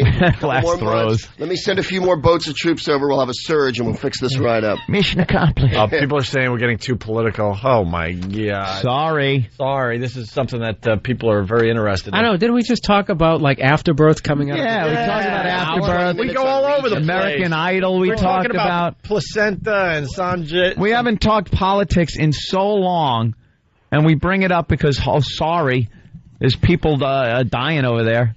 Jesus. Hey, let's say hi to Tim. Tim, what's going on? Hi, Good morning, Tim. everybody. How you guys doing? We're doing good. We got Greg Proops in studio. Very funny comedian playing Carolines all weekend. Greg Proops is hilarious. I've seen him before. He's killer. That's why I say that first. Thank you, Tim. Hey, really fast before Tim asks his question. Do you just go like free form on the stage? Because I've seen you a couple times. I have material.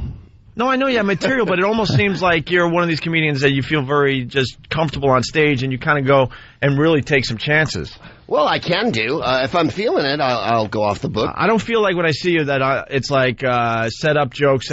You're kind of going free form and just really getting into some really good discussions. In other words, you feel that my act is disorganized. Honestly, and joking. And you're lazy and you don't write. Yeah. Well, if you would write it down on paper, Greg, like you you remember it from the show. Honestly, like you weren't even prepared. Yeah. It's up You there just walked stammering. up there and you pulled something out of the box, and I don't know what was going on. I'll tell you, from where I sit, it's very refreshing because there are comedians that go to Carolines. I go there a lot, and I'll see some people year after year, and it's like, oh my God, it is almost exactly the same set from last year. Yeah, no, I goof around and I try to mix stuff up, and even the stuff that I know that I do a million times, I try to redo it. And I'm sure we all do. And you try to make it in. You're like Sting. You do a new version of like a reggae I'm like version Sting, on a except I loop have all my of hair, Rose. and I have some talent. Yeah, and you're not going to pick up a loot anytime soon. A loot. Hey, Tim.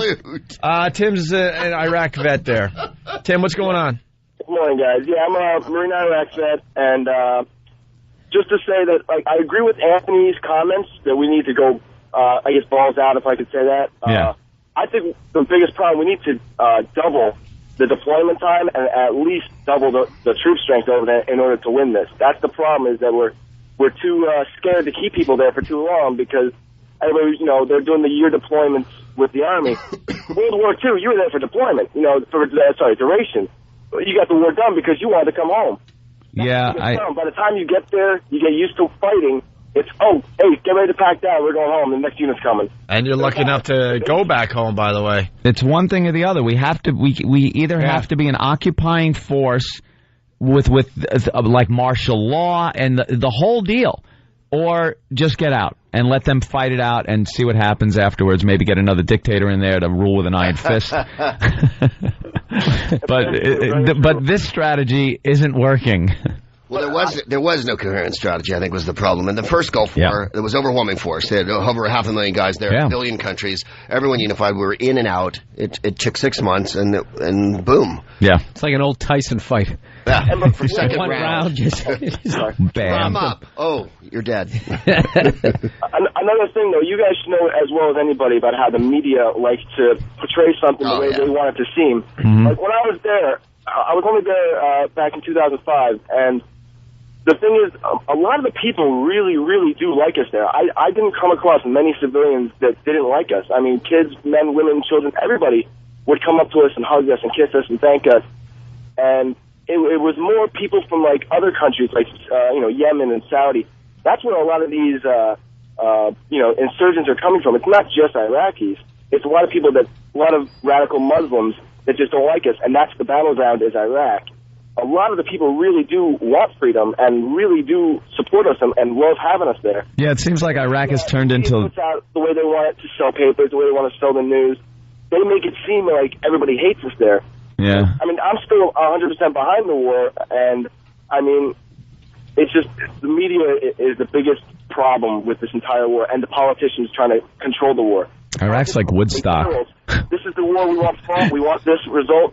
Do what you need to do to get it done instead of them nitpicking. That was the problem with Vietnam, and unfortunately we're repeating that because there's too many media and politicians playing a part in trying to control a war that generals who spent 30 years of their lives in the military should control a war. Yeah, every general that retires or, forced retirement or is removed or something that happens or he just leaves always comes out and says, boy, they aren't listening to the generals. Mm-hmm. And they're the people that, maybe you should be listening to. It's so political, and once a war gets political like that, it's over. Oh, all right. Was it always like that? Thanks, Tim. Have a good morning, guys. I'm not during the big one. All right. I'm saying, yeah. Your generals used to go in and go, Mr. President, go F yourself.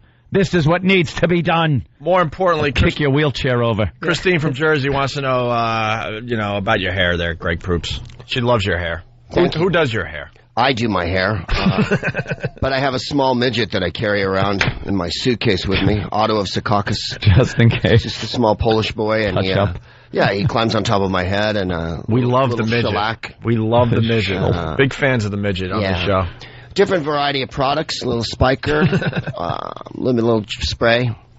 It's not as high as it was, but I'm going for some vertical clearance this week. Some height, yeah. A little Jimmy Neutron action. A little bit. I think it's Johnny Depp and Crybaby. Yeah. What was the Brad Pitt movie? There was a 90s one where he had a big... Johnny Suede. Thank you. Wow, we got a Brad Pitt fan. Johnny Suede. Cowboys. What the hell was that? Wow, he couldn't wait to tell us the answer to that. He wore a giant booth in it, and he looked awesome, it has to be said. He had a tremendous wall of hair. I'm a big fan. My wife wants it down more, but I still like it big. What can I tell you? For me, it's all about the early 60s. What else is on your mind these days? We did the politics. Yeah, and we did the war. Got into that morass of non-humor that I'm so famous for on your show. Don't worry, we'll tell everyone how funny you are. This is intelligent conversation. But anything else that you're thinking about these days? Anything on TV that kind of strikes you? That's it. Really, no. Not thinking about anything else. Got nothing. I got nothing else. Sorry, I made myself hysterical. Got no opinions, no act. Tell you the truth, everything's cool. I mean, I don't know what everybody's so upset about TV and everything. People are just upset in general these days. No. You see a lot of sad people walking around the streets. I'm happy to be alive. Sorry. That's like the worst attitude a comedian could possibly have in the history of comedy. Hey, everything's cool. What's going on with you guys? Hey, you ever notice when things are great, candy tastes so good? It's no problem. Enjoying your food down there? All right, me too. Anyways. I don't find anything ridiculous. No, nothing's funny. Nothing is absurd. I love Tyra Banks because, and this is what we were talking about. Can't get enough of Tyra. I can't get enough. Black History Month was about her wearing a bikini. We did a whole thing. I mean, that's fantastic. She is. I don't think there's ever been a more self-absorbed person in the history of talk. It's like she's breaking new ground. It's absolutely the most innovative talk show in the history of talk. Every situation. Oprah, or even Kathy Lee in the old days. Someone would say, like, oh, my father got shot, and they go, that's terrible. If you say my father got shot to Tyra, she goes, one time I was at the movies and I saw a guy get shot and I know what it's like. Like, what? It doesn't matter. I have cancer. One time I felt really bad and I sat on a Snickers bar and it felt like cancer. And you're like, what? They sold an autograph. Black History Month is you wearing a bikini? And she was crying and she thought this opened up doors for other, whores out there? I mean, she's practically Harriet Tubman. Yeah. She really is. Just like her. She's Sojourner Truth, man. At one point, they Dr. sold King. an autographed poster of me at a charity for cancer. Yeah. She always makes it about herself, no matter what is being discussed on the show. She wore a fat suit for a couple hours. Yeah. That gave her insight into what it's like to be obese. I mean, first of all, our favorite was when she went homeless. Oh, yeah. For what, like 60 minutes? Yeah. With like a camera crew and food behind her. Right, with a van. And, like, she could go homeless, you know what I'm saying? There's a lot of booty going on these days. It wouldn't kill her to not eat for, like, an hour. And she did the fat suit, though. Yeah, that was fantastic to go homeless and then say you know what it's like. It's the most... Like, we always used to make fun of Geraldo Rivera once upon a day, you remember? Because he would inject himself into the story. Yeah. She's taken it one step further, where there is no story about her, and the story doesn't make any sense whatsoever. It's like she would go up on stage at Caroline's, not tell a joke, and then come back and cry and go, now I know what it's like with him. It's so hard. Like, you didn't do anything. You didn't do... We got the Black History Month bathing suit clip. It's really quick. Yeah. All right, everyone, as we all know, February is Black History Month. And today, I'm honoring Black history by celebrating an event that not only changed my life and the direction of my career, Don't drink coffee. but more importantly, it impacted the face of beauty for women of color everywhere. This month marks the 10-year anniversary of my appearance on the cover I think we all remember where we were. Magazine's swimsuit edition. That isn't a joke, Phil. Bill looked like, wait a minute. This is like that's not right. That's not real. It sounds like an SNL I have skit. a dream. Yeah, that goes That right one down. day. Malcolm X, I'm not a diner till you make me a diner. I understand. Tyra Banks. I understand I've been on Sports Illustrated. because they only did have white girls on that, but there was enough other black women who've done things. She could have picked them, but of Oh course my she had to God! pick Well, it had to be her. They're Yeah. running out of things, black people haven't done yet. That's all. I mean, come on. How many times can you talk about George Washington Carver and that goddamn penis? Right. But, and then So it's time for Tyra. this is really quick, too, and it wraps it up. And it meant so much to me because the moment the decision to put me on that cover was made, it was a decision to recognize and celebrate black beauty. And ultimately, what that SI cover did was it enabled young women of color to realize that they can Be dream sluts. big. Are It was you because of kidding me. The me? operative word was me. She said it meant so much to me. To me. When it happened, as you may recall, since it wasn't ancient history shrouded in the mists of time, we're talking about 10 years ago, not like when volcanoes were all over the earth and the sky was black and there were pterodactyls flying and plucking your baby from its nest. This isn't, medieval. This isn't in a tapestry. This was on video. And it wasn't exactly a life-changing moment. It was another moment where you went, oh, great. Yeah. Tyra Banks got on a thing. That's cool. Did you? There were black models before her. Yeah. I don't want to break her pretty Did balloon you open. think for a second, like, oh my God? And were there protests like, why is there a black woman on the cover of our magazine? Like boycotting the magazine, and she had to, punch through that race barrier. She's practically Jackie Robinson. There's no question. Yeah. Believe me, the hardest core racist would still wind up cranking Would look it to at her. me. I know. It's on like that. I don't care what race the girl is. If she's hot and she's hot. It doesn't matter. It overlooks that salient fact about men. It really doesn't. Yeah. They can even have one eye. If they're hot, You're right. it's on. It's on. Exactly. It could be a Cyclops issue. God, we're on the same page because we had a lot of fun with that. Oh, she's the worst. I really, she's irreplaceable. We have a stack of CDs. It's all Tyra audio. It's like if we're having kind of a lame show, we'll break out Tyra audio and have fun for an hour. All about her. It's You thought unbelievable. Oprah was self-aggrandizing. But Oprah actually, occasionally does something. Yeah. Tyra just says she's doing it. I really want to change my act to be like hers. Greg Proops, always a pleasure. He's at Caroline's all weekend long starting tonight. One show tonight at 8, and he's playing through Sunday. He's got a show on Sunday at 8 as well, and everywhere in between. For reservations for Caroline's here in New York City, 212-757-4100. Thank you so much, Greg Proops. Absolutely. Thanks, man. Bill Burr's going to be at Caroline's next weekend. Next weekend. So there you go. If you're not joining us over I'll warm the stage up for you. we're going to XM. Save some for me. Yeah. Have a good day. See you later. Here we are over at XM. Bill Burr made the walk, obviously, and Greg Proops decided to continue with us, which is very good news for the Opie and Anthony show. Thank you. He's the voice of Bob the Builder, so we're kind of talking about that as you guys were listening to Ecstasy of Gold. And Bill Burr, has no idea about Bob the Builder, but anybody with a kid or that has been around kids for any length of time knows Bob the Builder. This'll hip you to it. Can we build it? Yes, we can. Well done, Anthony. Well done, Opie. Thanks. Oh, Bill, you should recycle.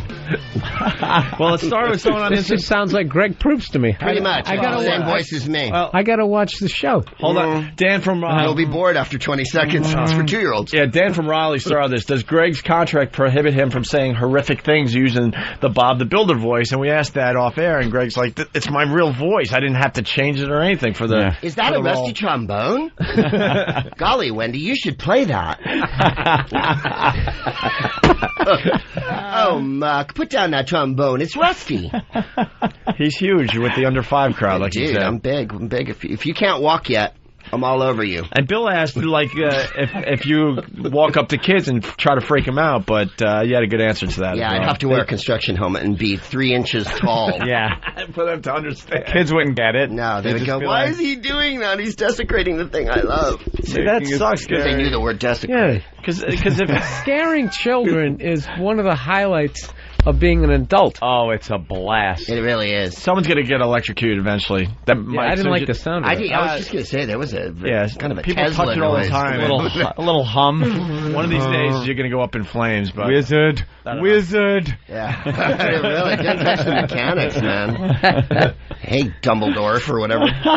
So he can't get the recognition for one of the hugest voices ever. Yeah. There you go. And you know what? It's just as well. I don't have to do public appearances because I'd have to wear a helmet and whatnot. And would be...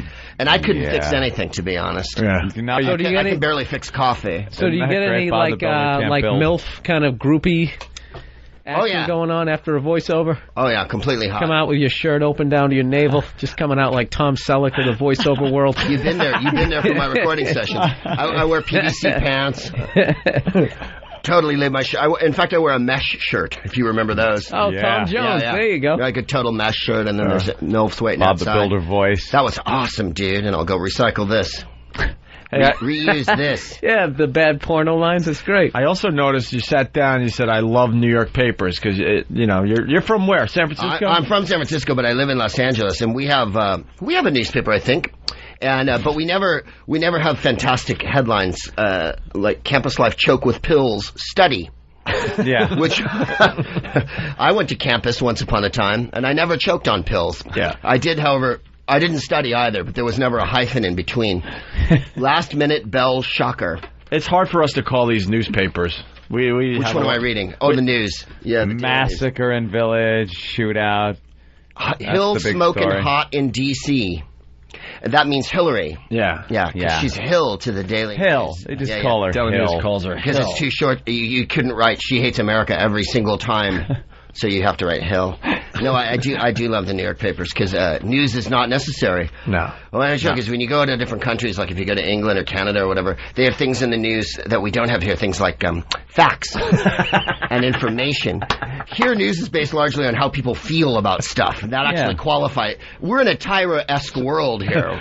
Right. Because people will go, like whatever on The View, they're always arguing, and Elizabeth Hasselbeck, who's possibly the most uninformed human alive. Probably the dumbest female out there. Yes, she's like she represents the young demos for that show, the young female demos. I pine for Debbie Matenopoulos. I mean, like, a bag of hammers is smarter It's so uncomfortable how uninformed she is. And then she'll go, I just feel really passionate about it. And you think, well, it's all well and good that you feel passionate, but you have no information in your possession. Yeah, when she gets pushed into a corner and realizes that she's just getting killed as far as intelligence goes, she starts crying to get out of it. Right. That's her thing. She does it at home. YouTube has videos of her just crying. I think all I over do the place. that. She uses the well, you ought to just start using that. She goes with you guys, you don't understand. The second I start feeling like I'm being beat up on here, I'll be like, guys. I'm going to do it on stage this weekend. If it gets a little hectic on Saturday on St. Patty's Day, I'm just going to start crying and go, I just feel really strongly about telling jokes, and you guys won't let me tell them anymore. Last week, what was it? It was the government spying, and Rosie went, like, it's bad that the government should spy on innocent people. And then it was, no, it's not. It's good, you know. And then she started crying. I know I'm not doing anything bad. Right, you can't back it up after two sentences. And I love her for that. I should have started crying when I didn't realize you can't light a log in a house that you would actually die. I never even thought about the... Well, we learned that Brad Delp, lead singer of Boston, he committed suicide. It comes out today, thanks to the Boston Herald. And I guess he dragged in some grills. Two barbecue grills, lit them up in his bathroom. No one's ever heard of carbon monoxide. Yeah. No, but he did it on purpose. That's pretty creative, is what we're getting at. Like, he decided, you have to really think that out and drag him into your... Right, and I'll just line him up bed and maybe make some burgers for the police, so they have something to eat when they find me. I don't know. But in my world, if he put logs in there, it would have been okay, because I've seen them in the fireplace, and I never really thought about the chimney. But Bill, you see, the fireplace has a flue that takes the air out. I never dawned on me. I've never taken a science class in my life. It was the Bill Nye way of committing suicide. I'm going to create a monoxide situation where the molecules of that outnumber the oxygen, and therefore my life will end. And it's a double whammy because not only is the log throwing off poison, but it's eating up all the oxygen in the room, too. So you'd have to have a big log and dead. Close the flue on your fireplace. Yeah, there you go. And you have to have a very tiny house because oxygen's going to get in there. This stuff is stupid. Dying. I just feel really strongly about it, Bill. Why can't you understand? I want to burn a barbecue in my bathroom. I should be able to. No, that's the guy version. That's the guy version of crime when you have no information. This guy's a fag. Yeah, right. Just the big stupid dick. The guy version is then you just got to fight. Yeah. When you feel really stupid punch someone. Someone is just killing you with their intelligence. Like, all right, now we got to fight because I have nothing else left. Right. I have no more ideas, so I'm going to punch you. I have to beat your brain down to my level of intelligence. Right. If I strike you hard enough, you'll be as smart as I am, and then we'll be on a level playing field here. We got a call coming in that could be a little Make your points now, buddy. David in North Carolina, what's up? Hey, Opester. Hey, first off, I want to tell you I love you guys, man. I love your show. It's the greatest thing I've ever heard. Uh-huh. but I got a bitch about you. Y'all starting to sound like a bunch of bedwetting liberals. Well, Bush did it to us. What can I tell you? Anthony... I'm the furthest thing from a liberal. Anthony is... I'm not a liberal. You can't see... That's the thing. The second you say Bush is an awful president who's doing a shit job, you're a liberal. I'm a Republican. I consider myself conservative leaning. This isn't just the way you can explain it simply. If, like, I criticize the head coach of the Patriots, it doesn't mean I hate the Patriots. It means I don't like the direction that he's taking the team. You're a bedwetting Jets fan, is what it means. There you go. I love that. Yeah, if you're on the, I'm on the left. Yeah, I don't wet the bed. Like automatically, you never wet the bed. You do. That's what all liberals do. There's that thing that automatically, if you're on the left, you're automatically like a pussy. Or if you're on the right, you're fucking John Wayne. Right, you're a gun-shooting psychopath. Your mattress is just full of big yellow stains. Oh, yeah. You got to keep flipping it over because you wet the bed every night. Yeah. You sound like some Jesus freak conservative. Yeah, really? Bill Burr, I love you, man. I think you're great, but you're hopeless. I'm trying to say because I don't share your opinion? Exactly. Wait. I want to know why. Dave, go ahead. Why? Give us an example. Well, any little whiny-ass thing that comes... everybody sits there and complains on the show about all the PR problems, and they want to ban this, and the women get everything that they want. It's the liberal side. That they don't want is the liberal side. And he's not really answering the question.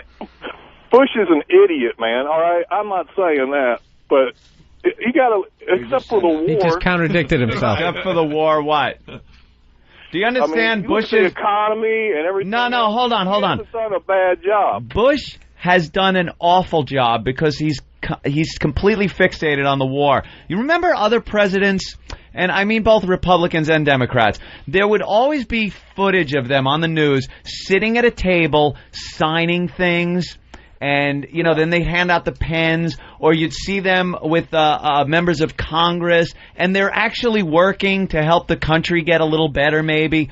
Whether they did accomplish that or not, they actually did something. I have not seen Bush do anything except stand up at whatever speech he's giving, and it doesn't matter how the speech starts. It could be fucking Cogswell Cogs companies talking about fucking cogs, and it'll turn into, we need it for the war, there for the freedom, cogs for freedom. It's like everything he's done revolves around the war. I will give you that, Anthony. You're right. But you've got to realize this is a different kind of war than we've ever fought in our history. No. It's pretty similar to Vietnam. Yeah. It really is.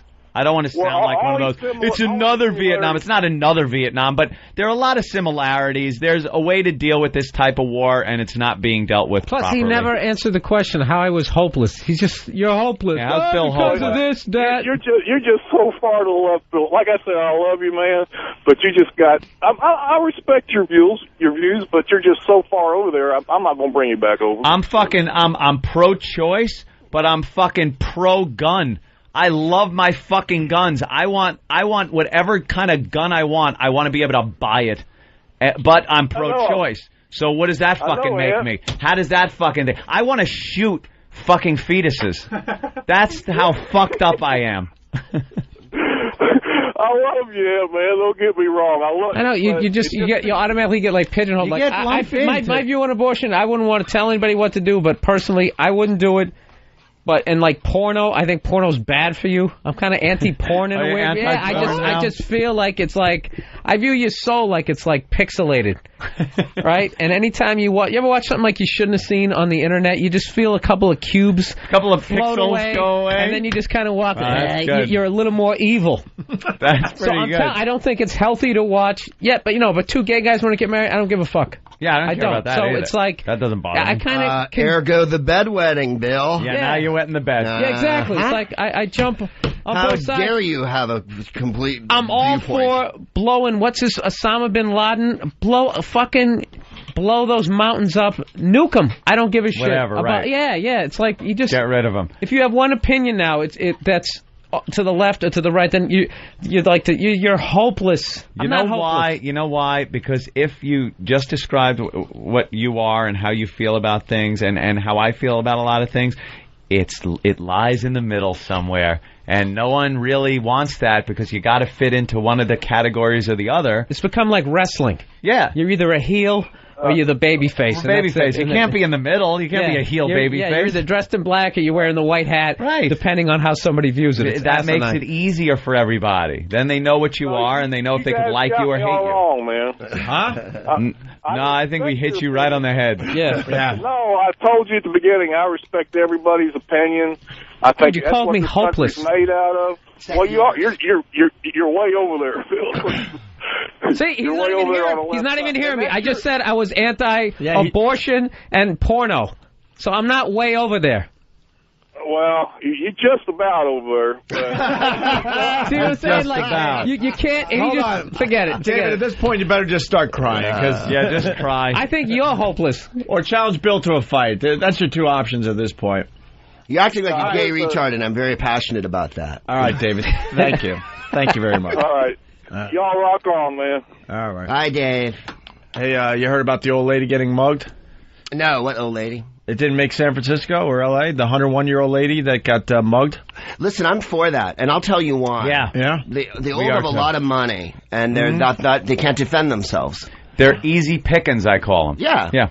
Oh, was I supposed to come down on the other side of that? Yeah. Was that bad? Yeah. I hate when old people get mugged. It's going to ruin your image. Yeah, this mugger hit her, what, 3 or 4 times? 3 or 4 times. Oh, yeah, no, I saw it in the paper yesterday. Yeah. Oh, bloody awful, of course. 101 years old, knocked her little wool cap off her head, and then she's still standing with her walker. She, at one point, for some reason, reached over to grab her purse from the guy. 101. She doesn't know any better. And the guy just gave her this overhand right, pan to the side of her head, and laid her out. Knocked her right out. The old granny had a glass jaw. Gotta admit, that guy is going to survive in prison. You think? I think he is. If you could do that, you can pretty much do anything. Especially if his cellmate's over 100. He's got a real shot. Wait a minute. It took him 4 shots to knock the old broad down. I was talking about the heartless, just ice he has in the middle of his chest that he could just. But he's going to get no respect. 4 shots to knock that old broad down? Come on. I didn't even look at it that way.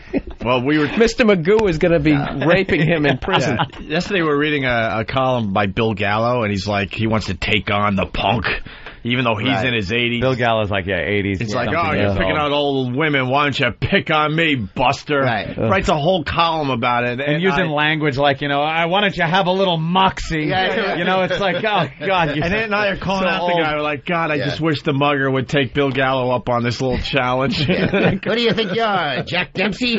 Yeah, come on. I'll show you a left hook. I did some boxing back in the day. He was That's right. I scrapped. I did a little hugging. He's one of those guys. He has like an anchor tattoo on his forearm. Right. That's faded. The Marcus of Queensberry taught me a few throws. Marcus of Queensberry rules. Yeah. We'll duke it out. He puts his hands up like the Fighting Irish guy. Right. Put him up. Put him up. I'll go bare knuckles with you, you punk. This guy just lays a pipe on the side of his head. And the same thing, the letters to the editor. They all want to take on this guy, but they're using fake names and screen names as they write into the paper. Quite the pugilist in my day. Yes, were you? I'll give you a Sunday punch. I'll throw a haymaker. You won't know where you're coming from. Yeah, the old dude was like really trying to get back at this guy. That's cute. Isn't it? Well, but people always prey on people, and it's bloody awful. What are you going to do? Human nature, man. Yeah, they really get onto the old, as they say. They really put out the word on that's this what they get for using their coupons. Did they pick him up? Rite Aid. No, the city. I haven't found city's outraged, and the NYPD is under a bit of pressure because he's still out there. Of course. Plus, it's exactly the kind of tabloid story that all the New York papers are going to keep going. They love it because it was on video too. So is it? The news was able to show the surveillance video. Thank goodness. They showed it. I must have seen it, I swear, 80 times. They just keep showing it because they know people love watching that Not shit. since the lady beat up her kid in the car have I enjoyed watching someone get video like that. What do you think was in her purse? It was probably coupons, a couple cans of Alpo. Gum. Yeah, tissues that she lottery ticket. Dabs her nose and puts it back. Right. Some sugar packets from the fucking diner. Yeah. a margarine plastic tub. Medication. Lipstick from 1972. Oh, honey. Poor thing. And that old change Series E saving bond. A gold double eagle. Why do you go with the overhand? You got to go with the uppercut with the elderly. She was reaching down to grab the bag back, so he had a good shot at the side of her head with a little overhand. knocked the wool cap off her So he head. punched her in the back of the head. It wasn't even legal in boxing. Yeah, it was what he like did. down on the side, kind of back. It really. Is Than punching it up? Punching. Yeah, well. It's Oh, it's come on, I gotta see fantastic. it. Here you go. Yeah, you got to take a look. Apparently, Bill and I have been living in a cave. pull it, because yeah. of TMZ. Here it is. As you see, she thinks the gentleman is helping her with the door.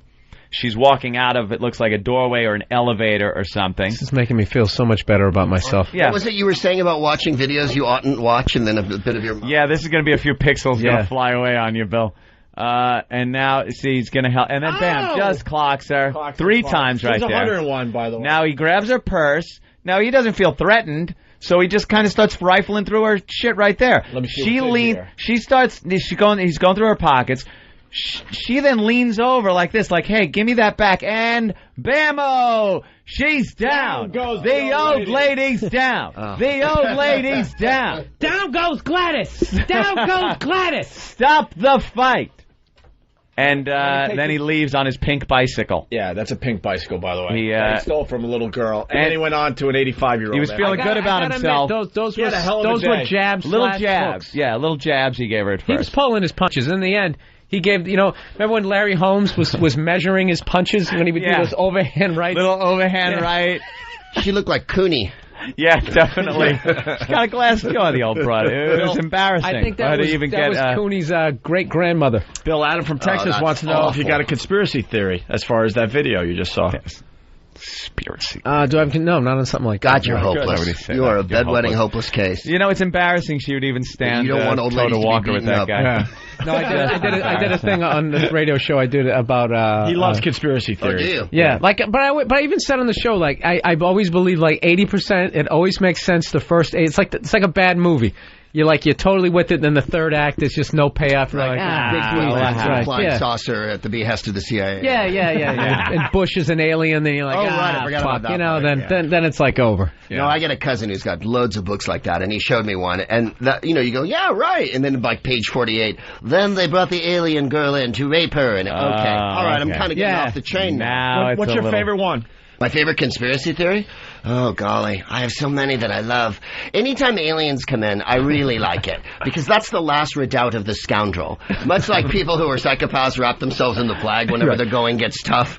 Like, you disagree with me, therefore you hate what I love. Like, no, I didn't say that. Anytime an alien lands is the time that I love it. Like, first of all, I love Bigfoot, okay? I don't know if that's a conspiracy theory, but I adore all mythical animals. And I hope that they all live together and there's a lounge where the Loch Ness Monster and Bigfoot and the Yeti are hanging around together. And Just I've come laughing at to people. realize there's an animal in Canada and near Vancouver called Ogopogo. Yeah, we heard about him. Ogopogo, he's the Loch Ness Monster of this lake, Okanagan. And I bought his doll, and the doll has, the Ogopogo mythical doll creature has 4 lakes. There's one in Michigan. There's one in New York. How the hell is he? There's so many of the monsters that they couldn't be bothered to make a specific monster for this lake. So we've done one generic. Oh, they franchised it. Yes, and to me, I think yes, because if the monsters had it in their power, that's what they would do. They would be on the phone with each other and emailing and whatnot. And we got to get the merchandise organized here. The ancillary's killing me here. I have a purple head. I'm more you into have a blue head, conspiracy. and yet we got to go with the green thing here so I can sell more. I'm not into like myths, like animals and that stuff. I just like conspiracy, the whole.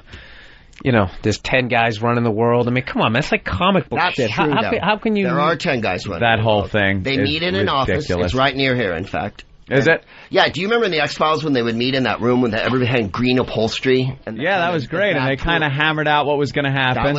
Everybody knows the Illuminati loves green upholstery.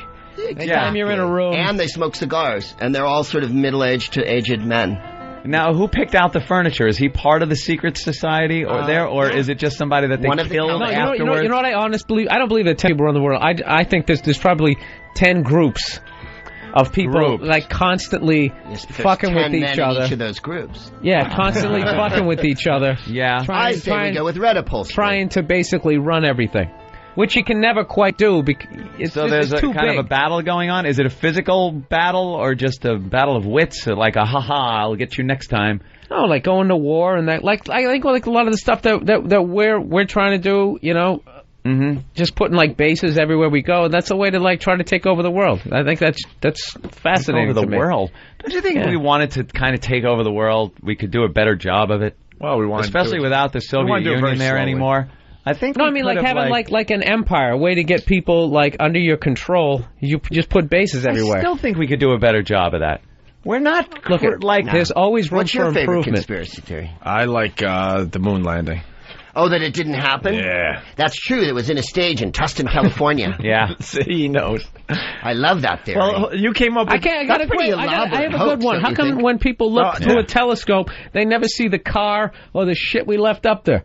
Yet they can look at Pluto. Yeah, that's what got me thinking. Really good point, Bill came up with this about a week or two ago. You're the person who doesn't know that fire goes upward. I know. That it creates heat. That's why my show is called Uninformed. Uninformed. I have a license to be a complete ass. I love Bill's show. It's called Uninformed, and he'll talk about stuff like he absolutely, like it's fact. Yeah. Like it just came out of a fucking encyclopedia because he's got a mic in front of him. See the car on the moon. No, it's more. That would be a hell of a shot for the cover of the Post, though. Can I ask you a question? Why don't they show that just to end that?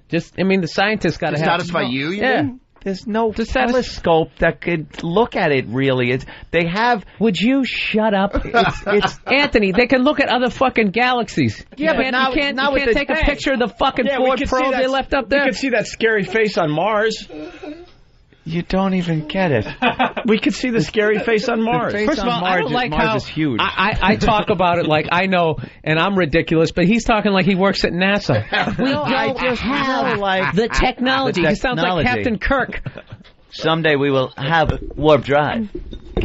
We don't Lunar have, landing. What is it? Like Earth-based telescopes. You're not going to see the fucking. Look, dude. Do you think I really think that we fucking fooled the whole goddamn world? Yes, I do. That we didn't land there. Do you? What is the fucking purpose? Like I said, we have a. What would even be the? You know, purpose? there's a mirror on the moon that we point a laser at to get the distance from the Earth to the moon. Yes, you mentioned that last time. They check it every so often and to make sure it's not position. coming to get us. Yeah, the moon might come and get us someday. Yeah, but there's evidence that we've been there. Yeah, but you can see that though. And That's the why you oil have company's visors created in a your car that car. runs on water, but they just won't let it out. Man, that's a good one too. And tires that never wear down. Yep. They won't let us have it.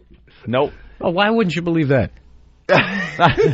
You don't believe that they can make an engine absolutely do, that Bill. could get better gas mileage, but it's not cost effective? I mean, come on. These hybrid Now cars you're are- Mr. Science?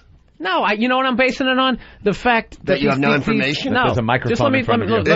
let me finish before you destroy my opinion. I won't all right? destroy your opinion. I There's respect like, your shut opinion, up, Greg. Bill. Shut up. Oh, boy. There's like hybrid cars, right? Get like 35, 40 miles a gallon, right? Yes.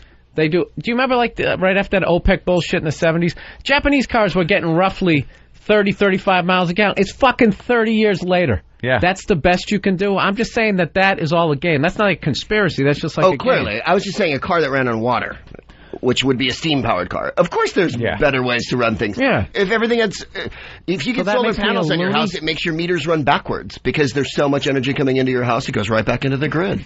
And that's not like a far-fetched theory of the future. No one wants a car that runs on less fuel and is 50 miles per gallon because it doesn't look cool. It's not fun to drive. It's not fast.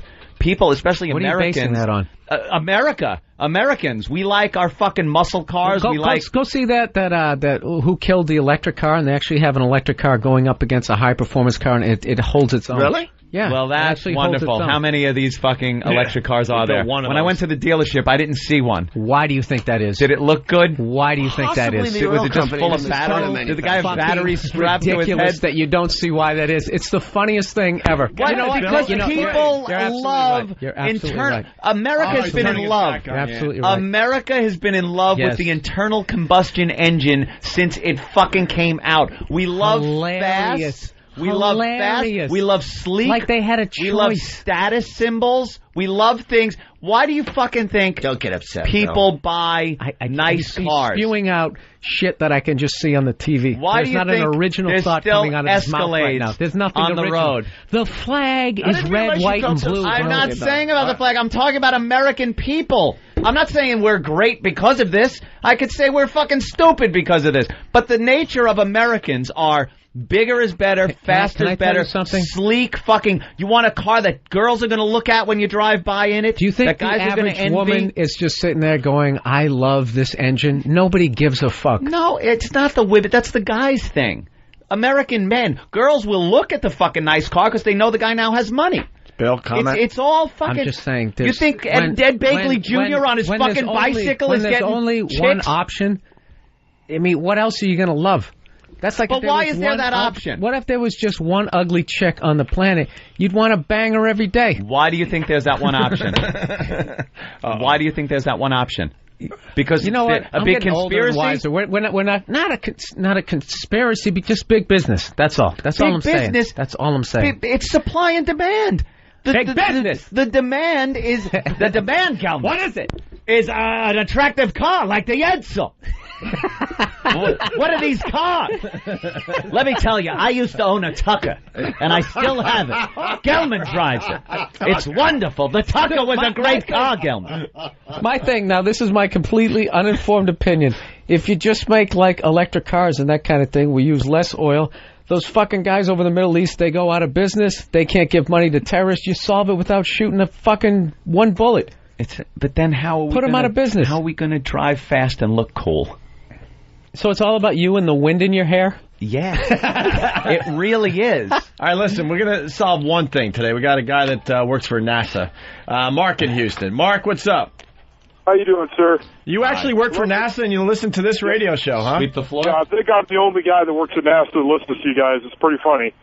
I wanted to comment on your conspiracy theory why you can't see the rover on the moon. It's because it's covered under about 40 feet of dust. It's been up there so long. It's and not. eventually the mirror is going to be covered under dust too, and they're going to have to replace it. What? This guy right now is sitting at NASA with a 45 millimeter to his head. I'm joking. What's blowing the dust The around dust there? isn't. There is no fucking dust covering the lunar module platform or the fucking flag or the buggy or anything else they put up the there. wind is just blowing the dust around up there? Yeah, all that wind up there. Right. It's really dusty and rocky up there. Yeah, and what's moving the dust? What could possibly be moving the dust? The aliens? What do you do at NASA? Do you sweep up after the scientists throw their Halls wrappers on the ground? Or are you actually... You ever buy M&Ms from the machine and you got to press N3? Yeah. I'm the guy who programs them. Yeah, that's the problem. Sometimes it gets caught on the wire and people rock the machine. It's dangerous because the machine can fall on you because it weighs a lot. What happened was Jawas have stolen the rover. Yeah, that's what happened. This guy works in Nassau County. That's the difference. He said NASA, he means Nassau. All right, and it gives us a protest. I don't think that would happen. Oh, and someone's saying meteor strikes. I don't think enough meteor strikes are happening. That dust is covering 60 feet deep. All right, let's go to Matt in D.C. You know what? I have no idea. Matt? Moonquakes. We're getting a lot of informed. Oh, that could be. Could be a moonquake. Well, Matt. you know, the moon being made of cheese, a lot of times it'll melt when it gets too close to the sun, and then the rover gets covered. Finally, some scientific information. Thank you, Greg. Thank you. You're welcome. Matt, I'll be here all the rest of the hour. We're Matt in in Carolina this Pennsylvania. weekend. Hey, Matt. Matt, you're on the air. Oh, Matt in D.C. Go ahead, Matt. Hey, Ann, have you heard of the Tesla? What? Have you heard of the Tesla from TeslaMotors.com? No. It's a high-performance, fully electric car. It gets 236 miles per charge, and you can plug it in anywhere. Yeah, Bill's got one of those. Plug it in. And what is this supposed to do? Yeah, the whole plugging it in is zero kind of weird. emissions, and the price tag's a bit... Emissions. Where's the power come from? Where's the power come from?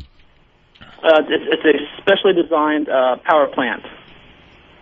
A battery source, obviously. No. I mean, when you plug it in, the electricity doesn't just come from your house. It comes from a power plant. Actually, it does. But then where does your house get the power? See, I'm trying to get to the end. I'm getting to the end game here, which is they're burning something to make energy in the world. So electric cars are kind of mythical as far as there's a myth there that they are emissionless.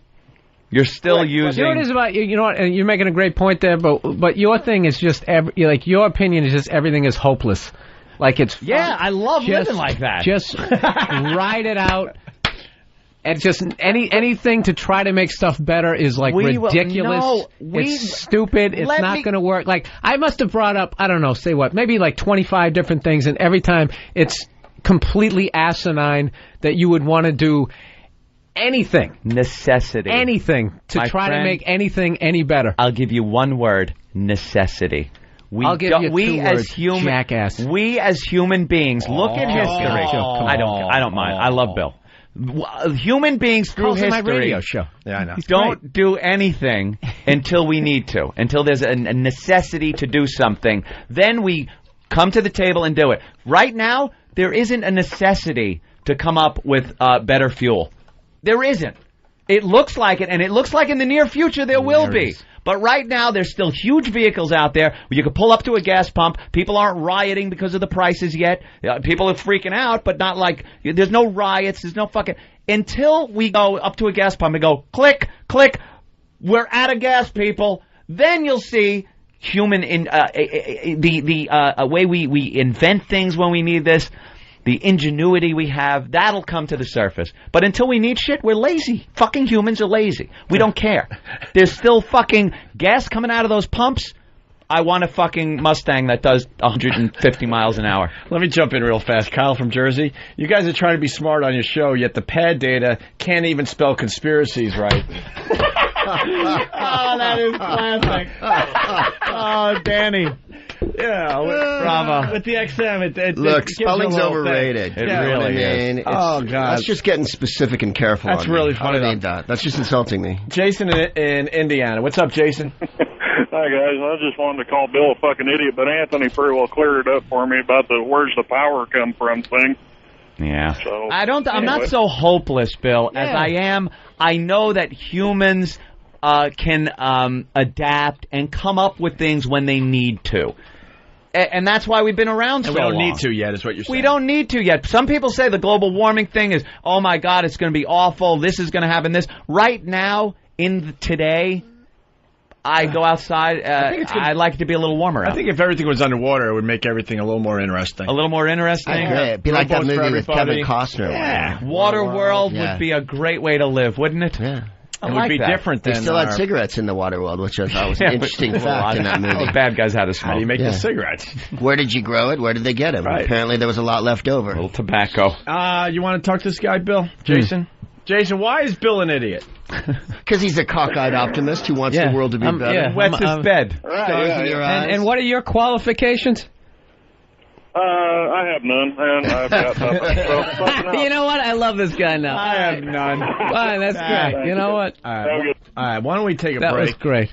You guys should just agree to disagree, obviously. Well, I think we're going to have to agree to disagree. Why don't you agree to disagree? I want to see you leg wrestle. Yeah. No, I fucking tapped out 10 minutes ago. Oh. We got a lot of people here. Why today? Wow. Why is everyone here today? Because it's a beautiful day. Let's see, there's also men in uniform. Well, tomorrow we're doing a special walkover, and we were going to try to find a restaurant and surprise everyone with breakfast, and it kind of fell through. So we're going to have food up here tomorrow for all the listeners that do the walkover. Ooh. When you say food, do you mean like the kashi that you're eating, or do you mean like kashi? What's wrong with my kashi? I adore kashi. I'm just saying, do you mean that, or do you mean like ham and eggs? Actually, it's going to be Italian food. Oh, okay. You got to dig down. Did you get the free tampons that were in the kashi? Fucking girl cereal eating motherfucker. It's going to be from Rivoli's, Tom's River. Yeah. So, but why are all these people here today? Just heard about the kashi giveaway. Free kashi. Are those blown oats? Estrogen flakes. now with pink ovaries. Is that a marshmallow fallopian tube in your kashi? Those are delicious. The builder's giving me shit. This is wonderful. Greg Proops at Caroline's all weekend long. You staying? You going? What are you doing? I'll go in a minute. You're almost to 10. Well, I got to go pass out. We go to 11. Oh, you go to 11? I'm going to go before then. You should. Because I want Bill to hold this down the rest of the way. I can't hold it down. I have absolutely no information. I just have hope. Bill does have hope. I like that Bill has hope. I like that person, and I like Bill. I like that Bill has hope. Bill does have hope. Yeah, like every possible fucking idea. That's what the only You're thing I right. noticed about any possible I see. idea We're back to that. try to make shit. That's better. my hope. That's You're right. You know something? Bill is opening my eyes to something. I am really a pessimistic motherfucker. Believe it or not, you are doom and gloom all the time. I am doom and gloom. I like Bill with his hope I find thing. you peppy. I try to be peppy, but I consider myself Every once in like a while, a you realist. have to have a little after-school special thought, Anthony. Yeah, but I'm more. I consider myself like we a just more lost of a Indiana. realist. Like I kind of look at it, kind of the way it is. He's the queer.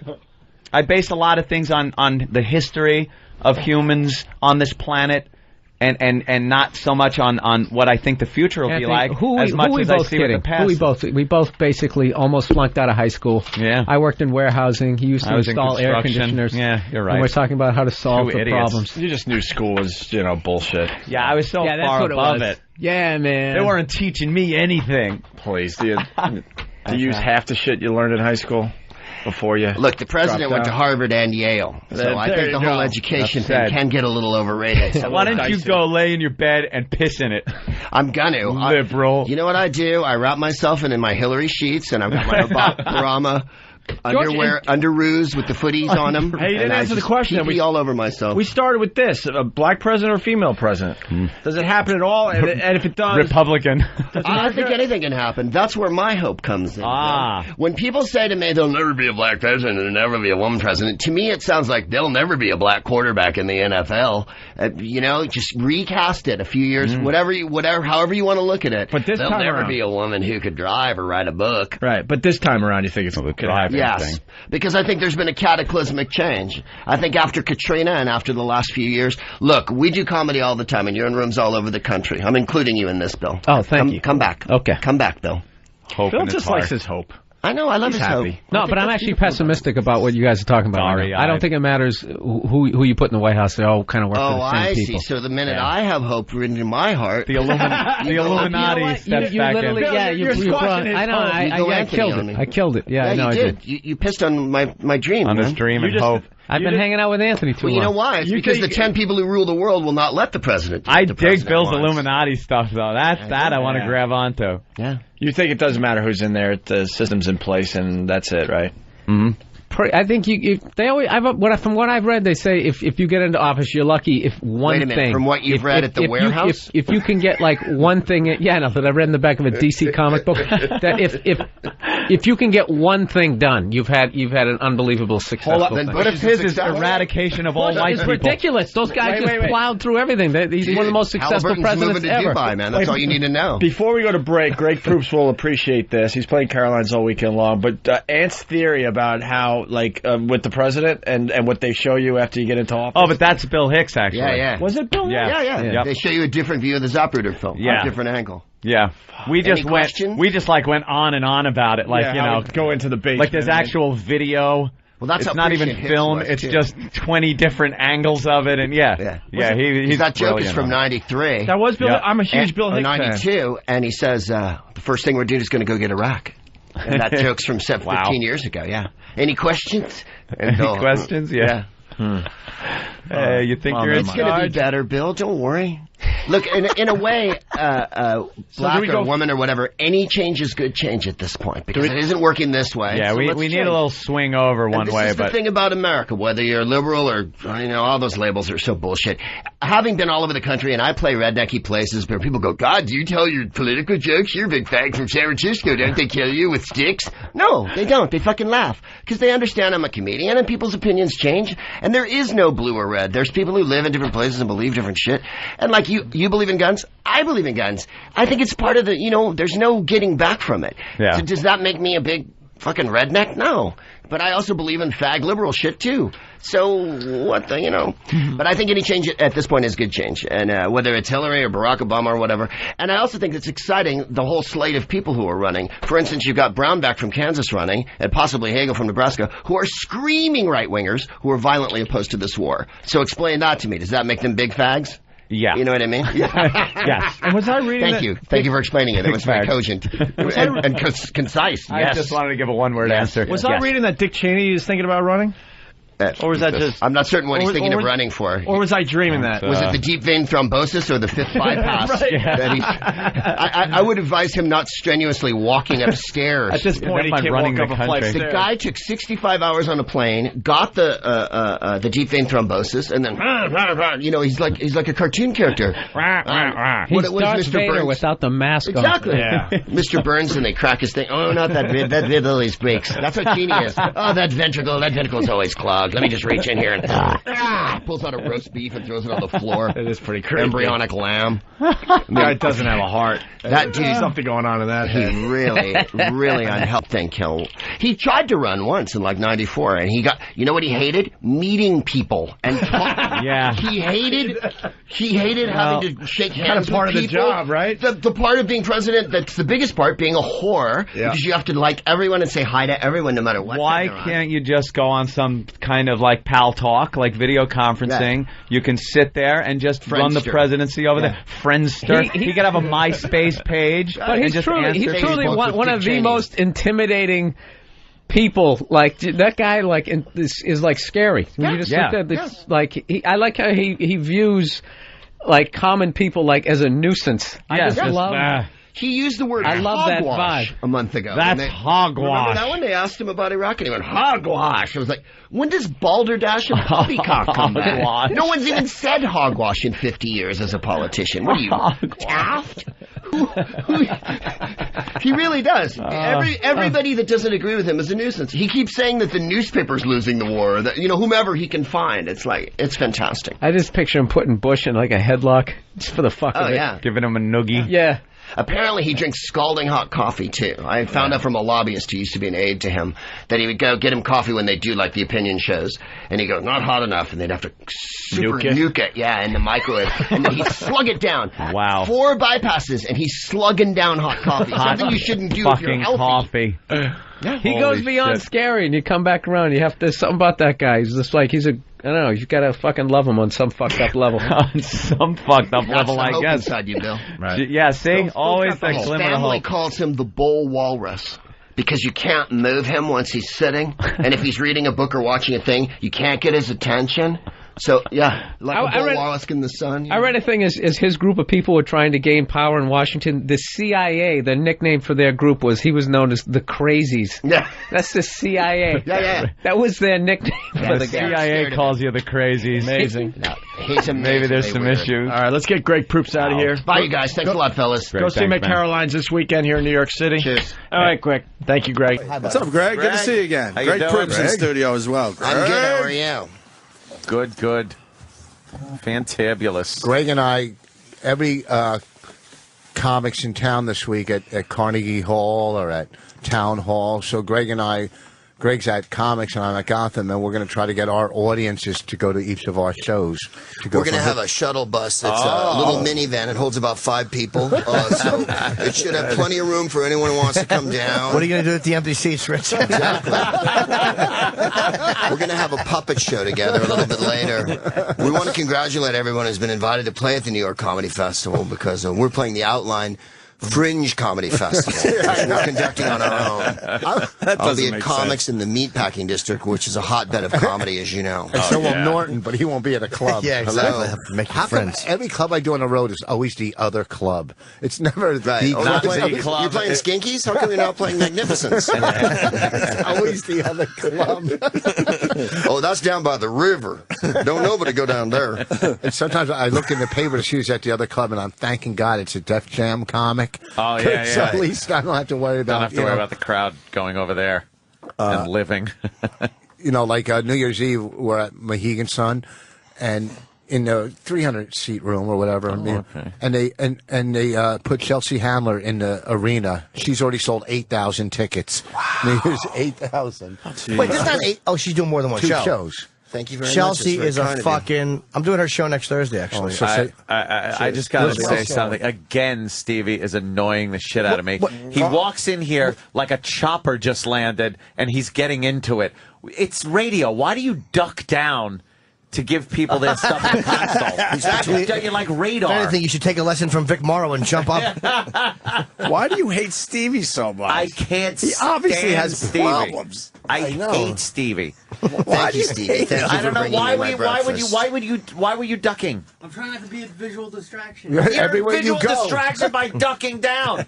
Look, this gentleman walks in. He's got some food. He walks in quietly, puts it down, and then leaves. You're ducked down like fucking. You're in Da Nang. What are you doing? You got a sweet and low? Yeah. Oh, I put You need a sweet and low, Rich? Stevie, thank you, and that'll be all.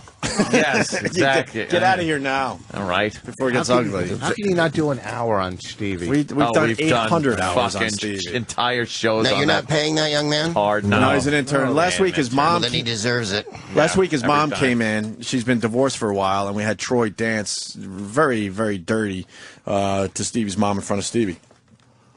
It was Yeah, good. really? And by the end of the show, she was kind of into it. She kind of wants some young. Oh woman. yeah. By the end of the show. Yeah, she wasn't sure what was So going the on in the ice had to first grade break a Proops. little I'm being honest with you, Yeah, but by the we end of the kinda- show, she was looking at that young dick and going, "You know what? It's been a long time." Hey, who among us, right? Hasn't succumbed. It took an You entire wore me show. down. I wasn't queer when the evening started, but all right. we wore her down, and then she walked out of here very happy with a giant dildo. So. It was more of a Stockholm syndrome thing than it was her actually enjoying her time here. Right. She just gave She in. began to relate to you. Yes. My captors, they're so much like me. Yes. They have no moral compass. She left with Isn't a that what Patty giant Hearst, dildo. they said happened to her, even though she did go to jail? Yeah. Didn't they? That wasn't that her claim that it was Stockholm? Yeah, but that's, I mean, she took it a little far. She bloody did go to jail. Yeah, she went did. to jail. Yeah. Oh yeah, With she her, did. The world's worst defense lawyer. her little beret and her machine gun. Yeah. Standing there robbing a bank. Hey, you know who he had in yesterday? You probably know him, Chris Morris. What a genius, He's man. a fucking You know Chris Morris? Greg works in England a lot. Okay. So he had a show called Brass Eye there that was the most devastatingly hilarious We comedy watched the show clip. ever in the history of British comedy. Yeah, we were watching part of the pedo show he did. The pedo one is tremendous. I like the good AIDS and the bad AIDS. I mean, so many jokes. Good he AIDS and fooled so bad many AIDS. politicians when he did the cake episode. When he said it's a drug called cake, or he never said it was a drug. It's called cake, and kids take it. And he never called it anything but cake. And then he went to all these different members of parliament, all sorts of people. What do you think of cake? And they're like, I'm against it and whatnot. And literally, show up, it's a cake. It was just like the pedophile one. It was a fucking hour that was just. Yeah, he is a funny guy, Totally man. admire him. And you know Peter Cook from Cook and More, right? Who was No, no. also a genius. Oh, wow. Oh, yeah, They yeah. used to British? do radio together before Peter Cook Yeah, died. he was Dudley Moore's partner. Partner, yeah. Oh, okay. Peter Cook has the funniest joke in the history of mankind. They're talking about, on one of the albums, Derek and Clive, they're just completely drunk, and they improvise these albums, and they're hilarious for your listeners. Derek and Clive live and Derek and Clive ad nauseum, and he goes, they're talking about what gives him a hard-on, right? The horn in England. The Bible doesn't have to give me the horn. Peter Cook says, I wrote the Council of Churches. I said, dear cunts in charge of religion, your guidebook or whatever the fuck you call it doesn't have to give me the horn. And I always thought that was, next to Woody Allen's, my grandmother was busy being raped by Cossacks. Did he say that? Fucking hilarious. But Morris is one of the few guys Cook would riff with, you know, like, he's just tremendous. Yeah, he was a very funny. He's He's got a released new a movie film out. called Four Lions about it's gonna do about well. bungling suicide bombers. Yeah. Oh, of course. It has to be something Is he a scabrous. stand-up? He Yeah. never takes an easy, he'd never do a sitcom about a mom who just got remarried. Right. It's always Yeah. fucking the most scathing scabrous No romantic vitriolic. comedies That's going great. on there. No. It really is great. Hey, what's the show from England where the guy used to be a radio announcer and then he opened up Alan like Partridge? a bed and breakfast or something? Alan Partridge. I'm Alan Partridge. Coogan. We interviewed him, Steve Holy- Coogan. Yeah. Is that funny? Dude, he's fucking one of the funniest guys alive. But he had different. It was the first one was, I think, I'm Alan Partridge, where he played a TV host. It was Saying You, Saying Me, or something like that, and then it got Knowing me, canceled. knowing you. Right, Knowing Me, Knowing You. I'm sorry. And then it gets canceled, so then he does radio. And there's like 3 different jobs he has, one each season. I've only seen the radio and the TV one. It's fucking hysterical. But he does a laugh track in it, which you think you would hate. 'Cause it's like a one camera shoot, like Curb or whatever, with a laugh track, which would normally make me nauseous, but it works for some reason in this show. I don't know why it works, but it does. He was in a group with Morris, and they did a show called The Day to Day that was a news parody show, and Coogan was the sportscaster, and Morris was the anchor. And Patrick Marber, who wrote Closer, You know that movie that had Natalie Portman in it? It's a play. He's a playwright. He was in the group too, and I forget who the woman was, Jim McKeegan or somebody, but they were a lot of talent in this one comedy show. And they did Chris Morris would be the stentorian. I go, good evening and welcome to the and then the stories would be fucking hilarious. Like a train breaks down in England and it turns into like Lord of the Flies and they're eating each other after like an hour, That's great. A train. We didn't know much about him when he came in here yesterday. I knew he was in a pretty big name, and so many funny guys in England we don't know here. Like, Lee Evans, people don't even know here, and he sells out. He There's does like Wembley. 2 guys people know here. They know Russell Brand and they know Eddie Izzard. Wembley.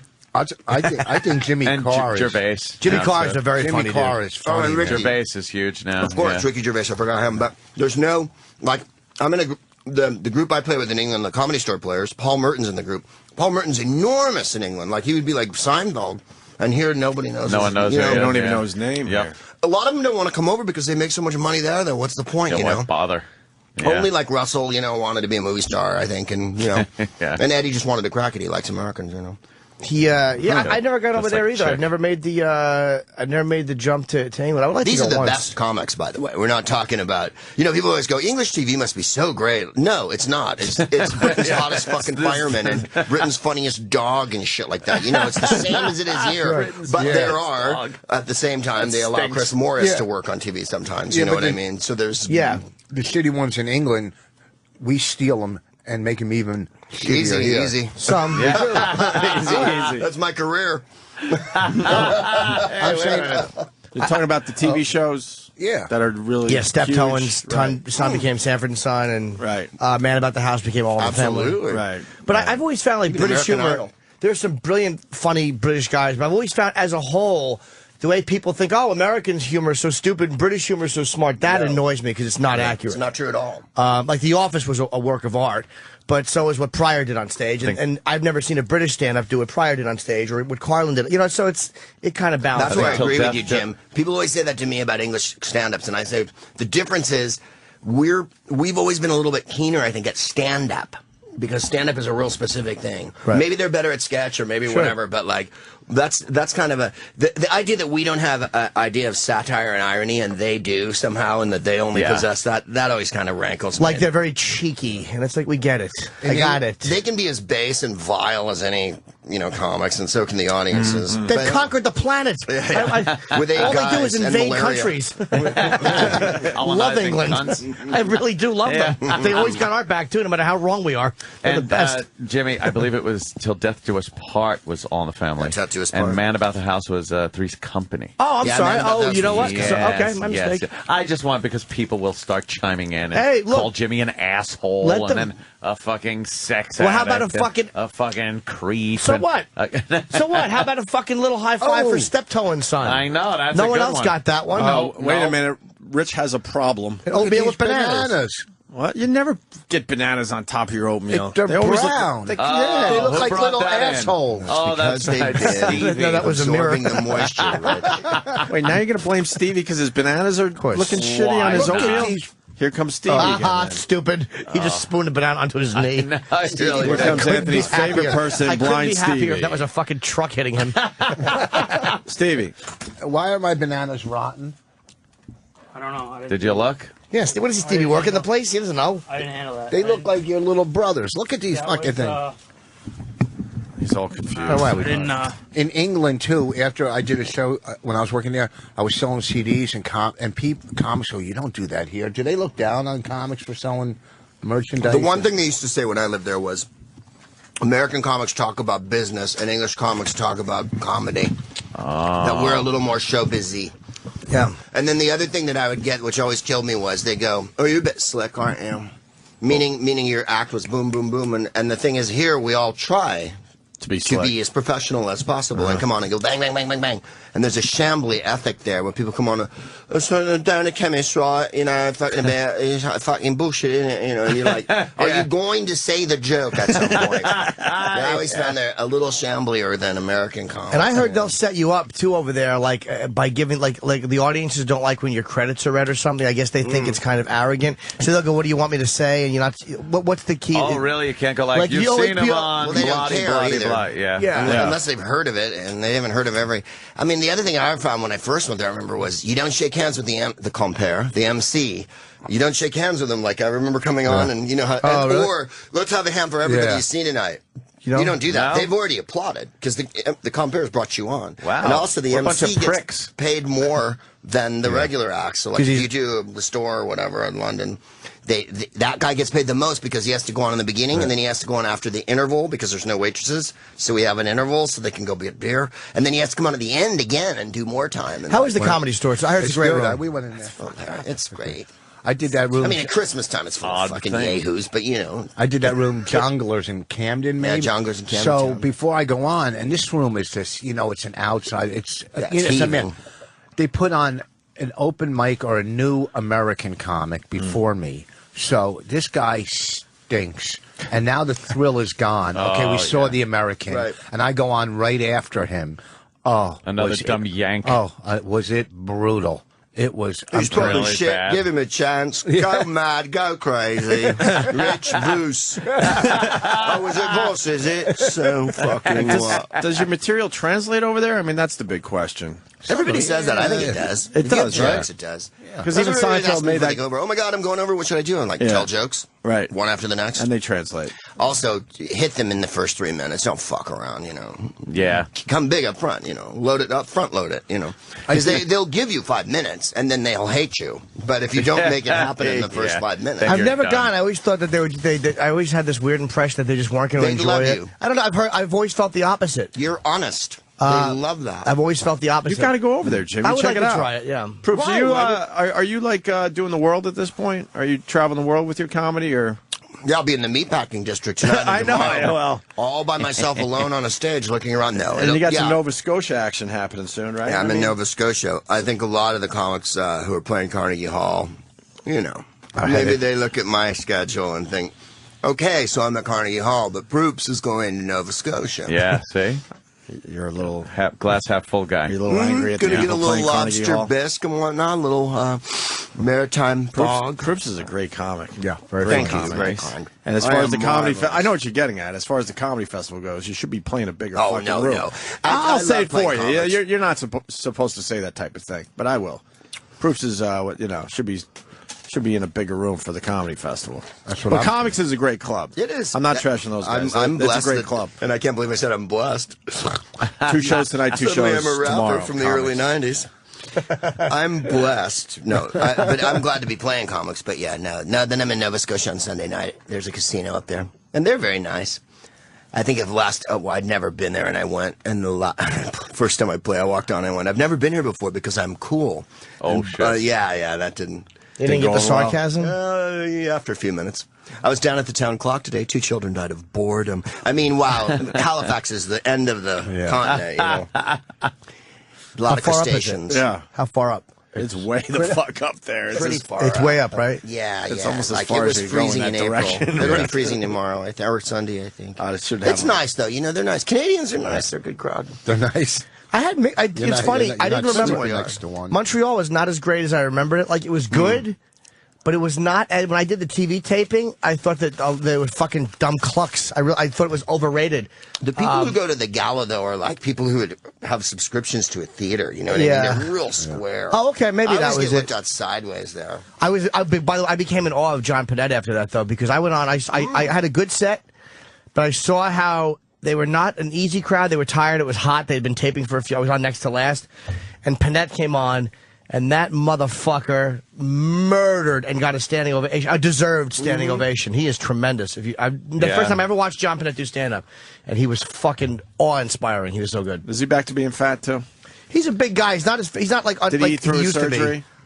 I don't know. That's what I heard. Did he get the surgery? Oh yeah, he did. Yeah, he got skinny for a while. He got really fucking The last skinny. time I saw him was 2 years ago in Toronto. That's what I'm nice hearing. fellow. But those things are perfect for him, like Montreal. I've seen him murderize a gal. I saw him come out and host one and do a number up front with songs. He hosted this one too and then closed it. Oh fuck! He hosted it and closed it. Dude, he The fucking. galas are really mainstream there. I think they're very mainstream. He did a bit. What was his bit about? It's just the subject for a bit.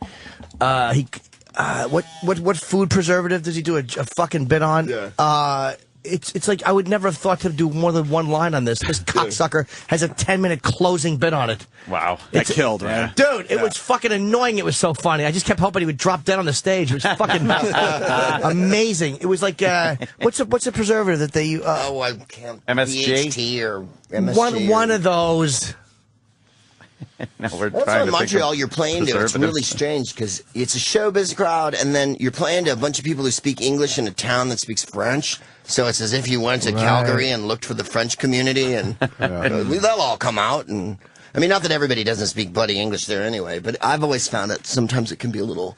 Depends on which joint you're playing, like Club Soda or whatever can be good. Yeah, that's what we did. That's what we did. A nasty show that was sold out every show. That's Yeah, the I always like does. that shit. Oh yeah, Always Like that does. dirty shit. yeah. They- That was, It's funny. Showbiz crowds I typically despise. Like I told my manager I want to do something in LA again soon. And I told him not one industry comp, not one. If I don't want one fucking pussy agent or one fucking jizzbag from a network, not one seat for those scumbags. I really, they're the fucking worst crowds. Half the times they don't show up. Fuck them. They don't want to come. If they do, make them pay. They might discover you, They're though. repulsive. They might discover you, though. You know what? Honestly, dude, they're not really. I have such a You hatred might get for them. discovered. yeah. If you don't want them to I come, break my peck as a soda jerk. Proops is laughing at that. Yeah, he knows. He knows.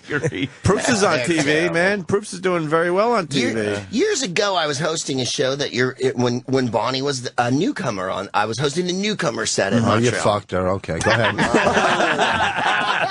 Let's get it over with. You did, Rich, by marrying her. The crowd it was all industry crowd, and they were really being noisy. And I remember coming on and going, "Hey, everybody from Hollywood and New York at the bar, you could shut the fuck up and give the comics a chance." And the crowd cheered, and everyone got mad at me, and they were like, I was like, you know what? Fuck you. It's supposed to be the young comedians. Oh, thing this was or in whatever. in Canada, in Montreal. Yeah, like oh, 90. Oh God, I'm old. It was 93 or 94. It was in black and white. It was on the Dumont Network. Yeah. We're on right after. Kinescope of the whole thing. I hope. We were after Take a Ed look at Wynn's it. Texaco hour. Edwin. Very funny. You work with Selena, don't you? What did I do? Selena Gomez? What show are you on? I work with Kiki Palmer. I'm on.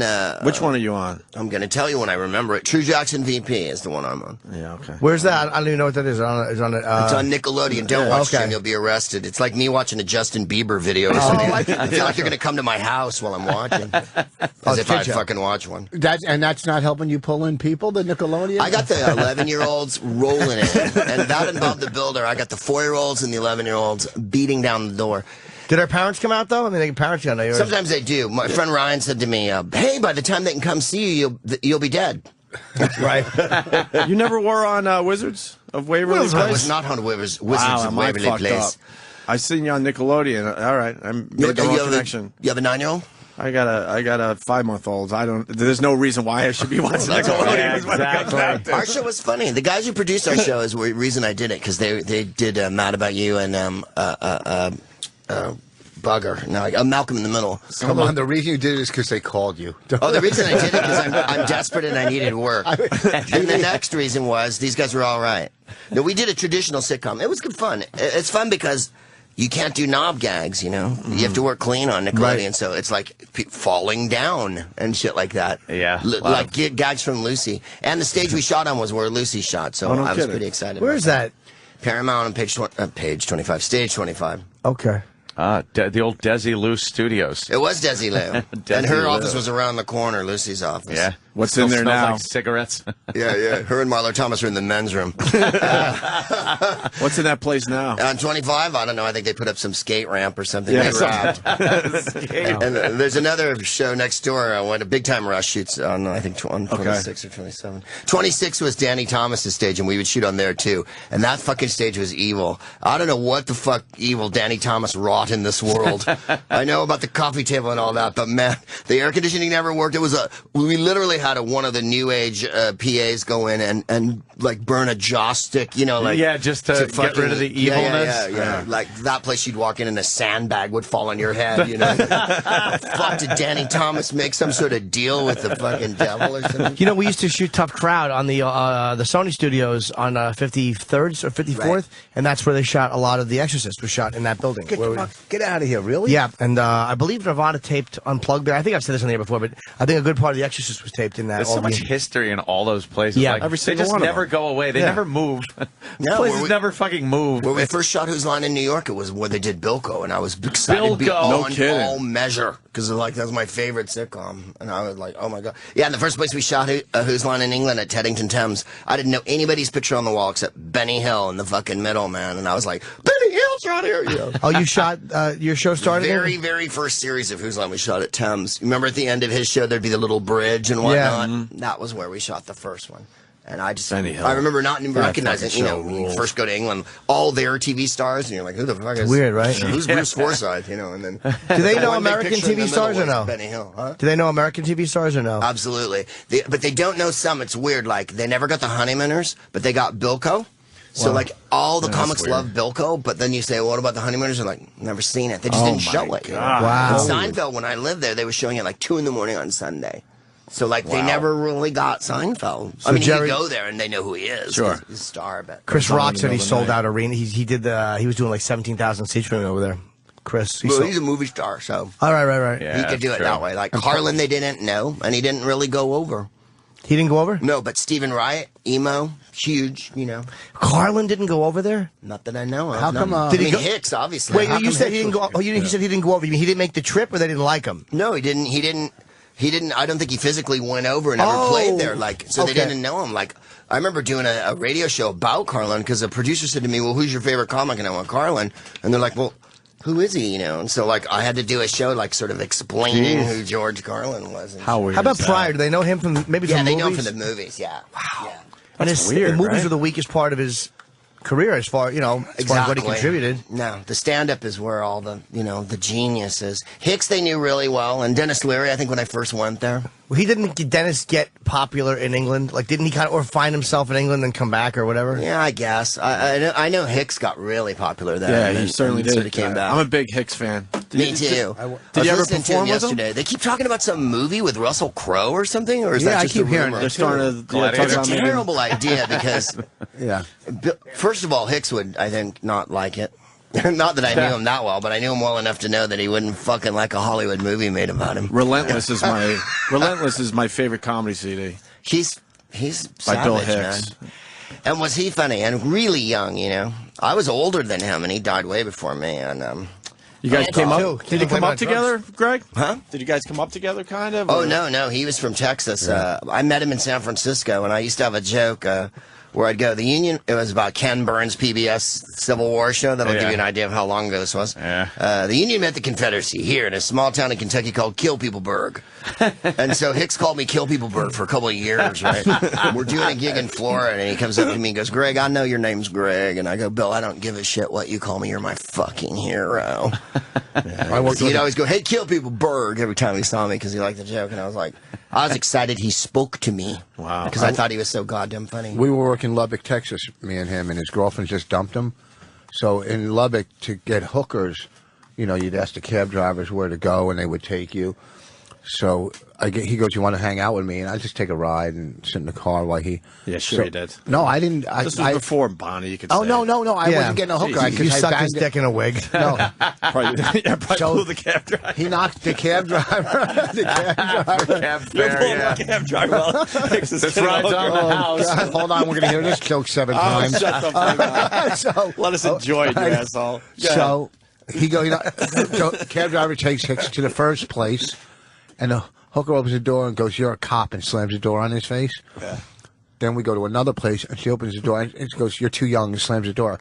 And he gets in the car. He does 10 minutes on stage the next night. How hookers won't fuck him in Lubbock. Oh my and it was God. he just came up with 10, or 15, and it was just so. I'm watching him going. I'll never be this funny as long as I live. You should say that when you watch every comic. I know. Watch an executioner. You should say that when you watch a documentary on crib death. I'm never going to be this funny. God, this SARS thing's kicking my ass.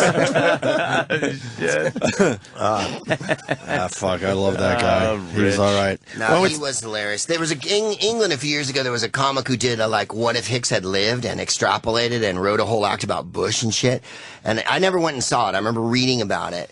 And the only thing I could think of was there was nothing I know Bill would have fucking hated more. You'd have gone down there with a gun. Like, you're going to put words in my mouth after I'm dead? Speculate what I would have said about this. Because you're so, And with all due respect to Hicks, he's not the only guy that talked about social or political issues.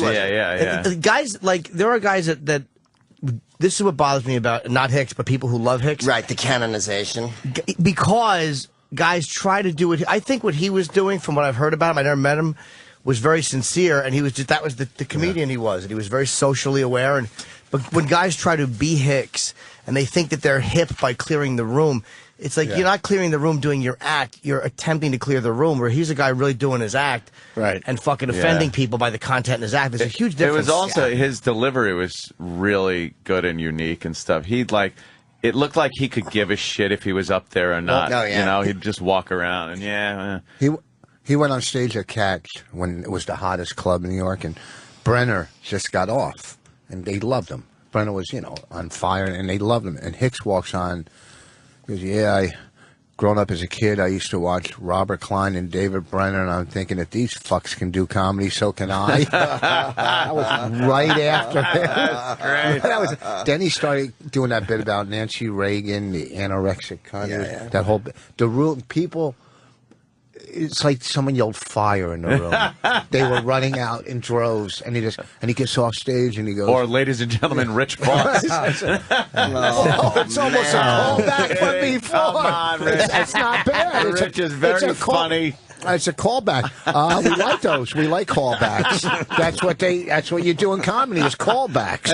Okay, you're doing it for 12 fucking years. Unfortunately, you never get one with an audition. I can't get a callback to something I never auditioned for. Okay, I want to get the call to have a chance to get a call back. What do you get? An audition? What the fuck is that? Do we have to break? Was Efron here or no? Yeah, we should break. Efron Ramirez is coming in. Let me organize this. We got Greg Proops at Comics tonight and tomorrow. Highly recommend you see Greg Proops, a great comic that doesn't come around these parts too often. And then, of course, Rich is hilarious as well, and he's going to be at Gotham Comedy Club. So you got to figure out. One night you see Greg, and the other night you see Rich. Do both for the Do festival. a comedy weekend. Why not, right? That's what I'm saying. And you guys are going to continue, Greg? You got time, right? You hanging? Yeah. Efron Ramirez is next, I guess, and then the situation at 9. Yeah. You got the situation? Yeah. Snooki was on my plane yesterday. Oh, really? Oh, wow. Yeah. You sat in cargo? Was she loaded? An Oompa Loompa airlift. All right, well, She's quite dinky. Another full house today. We got Rich Voss in studio. It's on. Rich was doing stand-up for us out of nowhere. I don't know why. Rich went to talk to us, and there was a mic next to him, and he just grabbed the mic and started talking into it. It wasn't on or anything, but he felt more comfy standing up and feel more comfortable talking like that. That's how I yell at my kids. With a I get a microphone? mic and I sit them in front of me. Dumb daughter's leaving college. She's leaving college? Yeah, she's leaving. I told her, go to community college for 2 years. No, I want to go here. So I spent all this money for her to go down south to a college, right? And after the first semester, I don't like it down here. I want to go to community college. Say why the fuck? So you only lost out on one semester? Yeah, which is paying- about. I'm happy in the long run, but I don't get this whole college thing. I just Dude, don't get it. college is horseshit at this point. It's ridiculous. It puts everybody in debt, either the parents or the kids. It's $100,000 in debt on average. That's the goal. So you leave college and you already owe $100,000. It's all you got to do is, if I came in here and said, "Hey, my daughters want an intern," you guys would do it in a second. One, because you would smash them, but whatever. There's Efron. And there he is. And How you doing, sir? What's up, Efron? And or Efron? Efron. What's up, man? How are you guys? What's going on, brother? I'd rather sit. But Star of Eastbound and Down. No, I mean, I'm calling you the star of the show. Hello. All right. How are you? How you doing? That's Rich How's Voss. it going? Rich Voss, richvoss.com. Greg Proops. No, that's all right. No. That's Greg Greg. Proops. Greg, how are you? Very funny stand-up love. comic. My love, are you kidding? You know Are you him? kidding? I've watched him on TV. Yes. Improv actor, of course, comedian. You better be Efren, too. Yeah. You're not. Yeah. You're not your brother, right? I know you do that brother Well, do you thing remember every so last time often. you were on the show? He admitted that you know Efren, he's got a twin brother, and then maybe the twin brother does some of the interviews. Which is pretty goddamn funny. What's your twin brother doing right now? He's on Regis. He's sleeping, I think. He's sleeping. You sure? Yeah, I hope so. You know the good thing about being twins? How about you talking to him, Mike? Yeah, get a mic that works. The good thing about being twins, you don't need a mirror to jerk off in front of. Sometimes you do, because then it becomes an orgy. What are you doing, Rick? Yeah, why would you? Who wants Yeah, to do why- that with their brother? That's a good one. Really? It's kind of like going into the woods after a Little League game. Shut up, it's a joke, stupid. I know. Oh. Yeah. Why are you so defensive? How about that? Whose line look is where it I'm at. anyway, huh? Yeah, see? It's good, isn't it? Yeah. I saw it religiously. Thank you, buddy. Religious. God, I worship you, my friend. How kind of you. Yeah. And I got to say, because you're an improviser, and it takes an artist to truly work with their imagination and really go creatively. And I thought you I were think one you're of the- right. And I got to I've say, never you're one of really the greats. considered that before. We've an improv. Have a little more respect, you guys.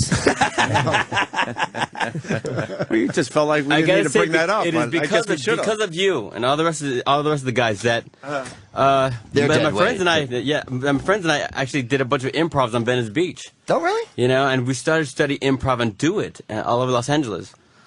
This is prior to Napoleon Dynamite. So Yeah. So, but What was that? But it actually gave me the freedom to create and explore that world, as opposed to really getting. I mean, I grew up in East LA, so doing theater and doing all that work just got Well, you know me my buddy out of that. Diedrich Bader, then. Yeah, right. Yeah, of course. Freaking the martial arts guy in Napoleon Dynamite. Man, another great guy, And actually, we shot. We were doing the sequel to, or the remake to Revenge of the Nerds, but it just never happened. Oh, really? Yeah, we shot for about a month down in Georgia, and then they just cut it. Scrap it. Wow, was it really Yeah. awful, or was it just that they ran out of money? No, it was great actually. But what happened was, I think Fox was changing all the people who were involved in the studio.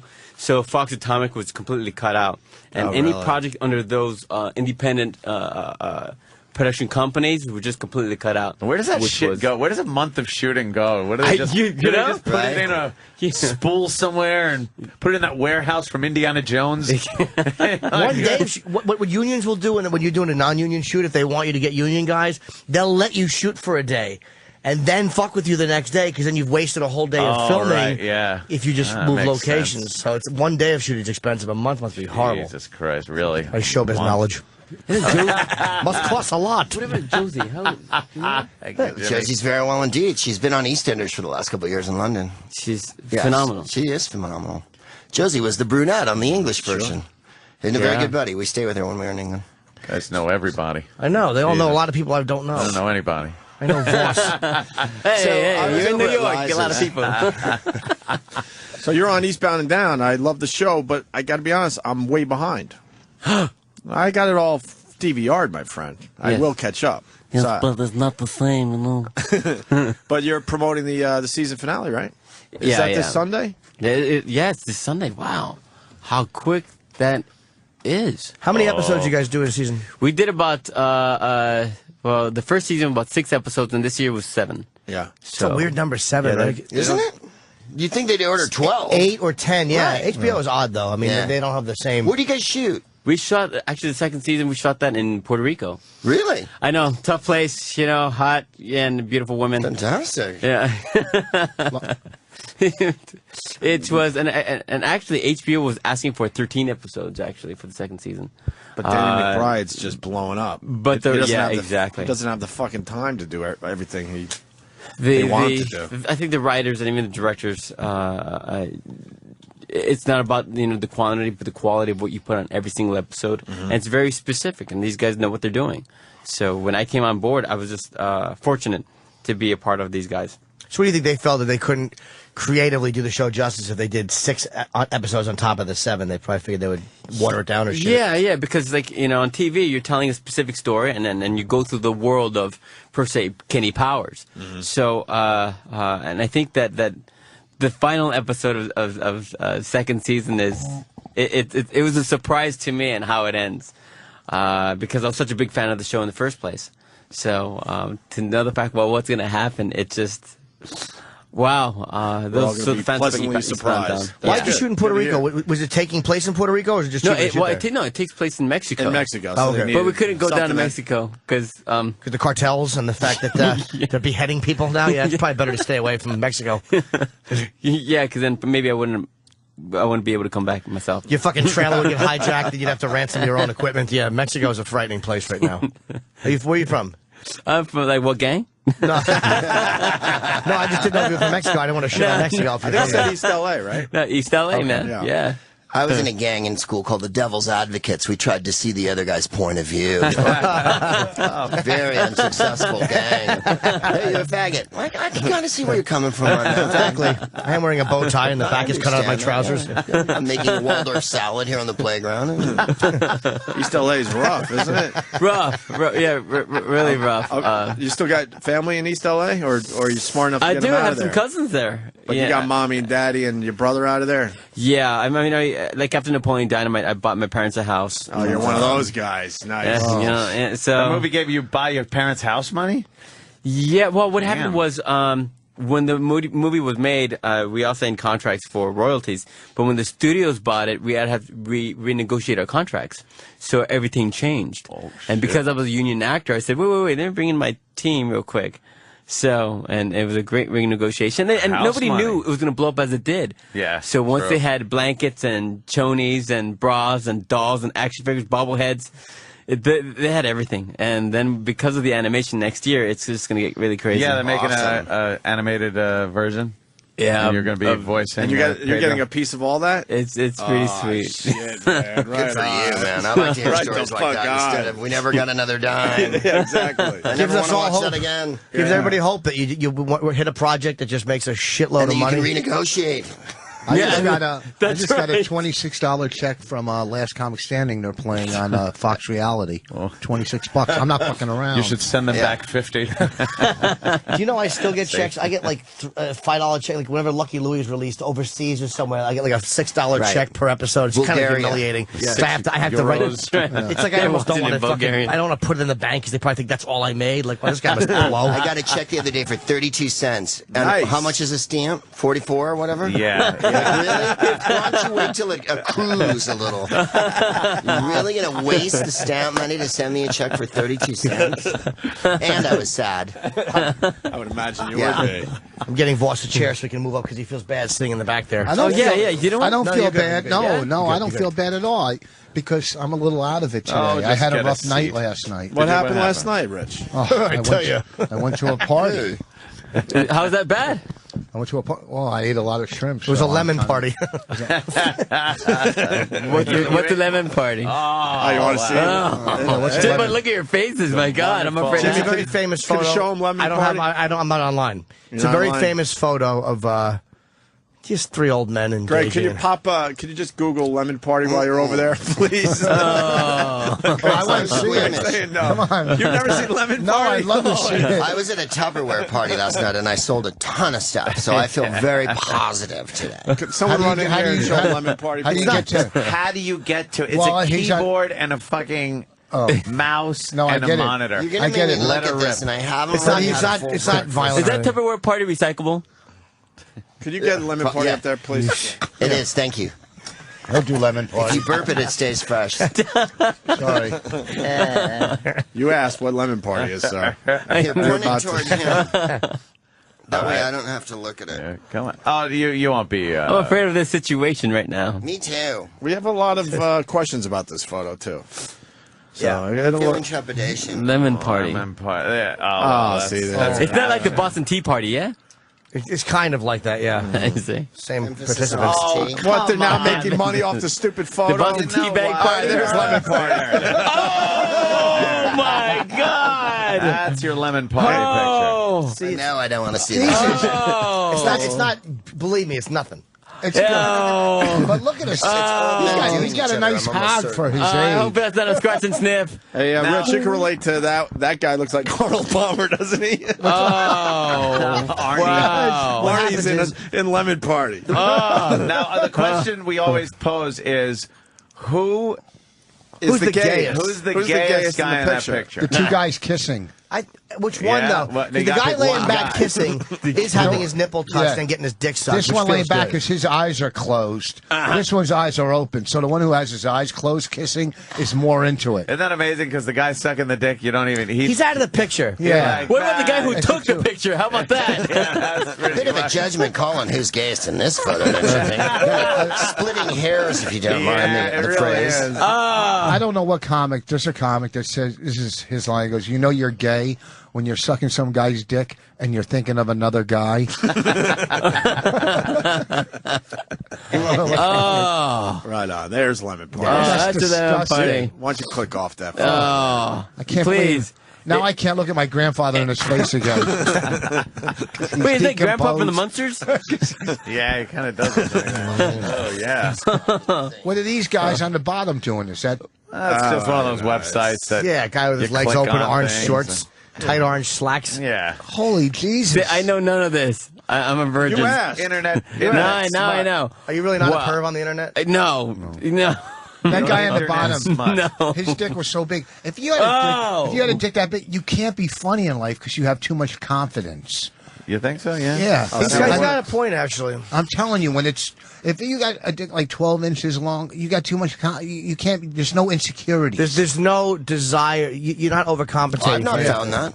I found that I have a giant wand and I can dominate the audience with it. And tonight at Comics, all 7 of those people are going to get dominated by it. He's not horsing around, folks. Yeah, if you have a giant dick, it's probably difficult to be motivated because you do comedy. I first started doing stand-up to meet girls. That's why I did it. Yeah. And when you have a big dick, you don't need to. So what are they doing for a living? You need to meet girls? People. You need to do comedy. I need to do comedy to meet girls. Yeah, but if you have a 12-inch dick, you don't need to do jokes. You just fucking wear tight slacks. Pull it out anywhere. Wear tight slacks. What do you think the big dick guys are doing? I don't need the roll of coins. Yeah, seriously. What do you think the big dick guys are doing for a living? Accounting? No. What kind of profession do you think they're in? I don't know. Sales. Because a lot of them sales guys. A lot of them are fucking confident enough to sell you bullshit. I don't know. Probably ad men, you know? Yeah, you think? Tupperware?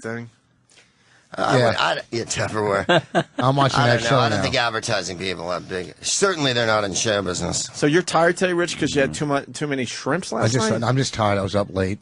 It's hard to sleep in a hotel. You know, it's uncomfortable and hotels are very comfy. I love hotels. Not the ones I stay in. Oh, really? What hotel? The blinking red neon sign out the window. That's not a hotel. It's just bars in a stainless steel toilet. I look out the window and see Lee Remick walking to the bar. Two dead twins at the end of my hall beckoning me all night. The elevator filled up with blood. Other than that, it was charming. Yeah. Perfect. Couldn't buy a drink. At least you had a good book to read. No, I'm in a nice hotel. Yeah. What I hotel? got lucky on Priceline. Rich, ask a question about Eastbound and Down for our guest, please. Yeah. Because we got the big season I want to finale. ask about this, and this is true, and I'm serious. Yeah. Everybody's raving about this, so how can I get the first season for free on DVD? Who do I talk to? You talk to me. Okay, there you have it. There's my question. Because we want to, that's all we do is buy seasons of stuff. Yeah. We're waiting for Damages season 3 to come out. Damages? The other one, He's Mad married. Men. Yeah, we want Mad Men because there's nothing better than watching a professor cook crank. And then I just finished Sons of Anarchy. So we want to do Eastbound Down. We're doing Mad Men. You know, that's all we do. Because the more of the stuff I watch on TV with Bonnie, I don't have to talk to her. You know what I'm saying? If you keep the TV going, Why don't you guys just get divorced? Because you've been married No, we're getting along good.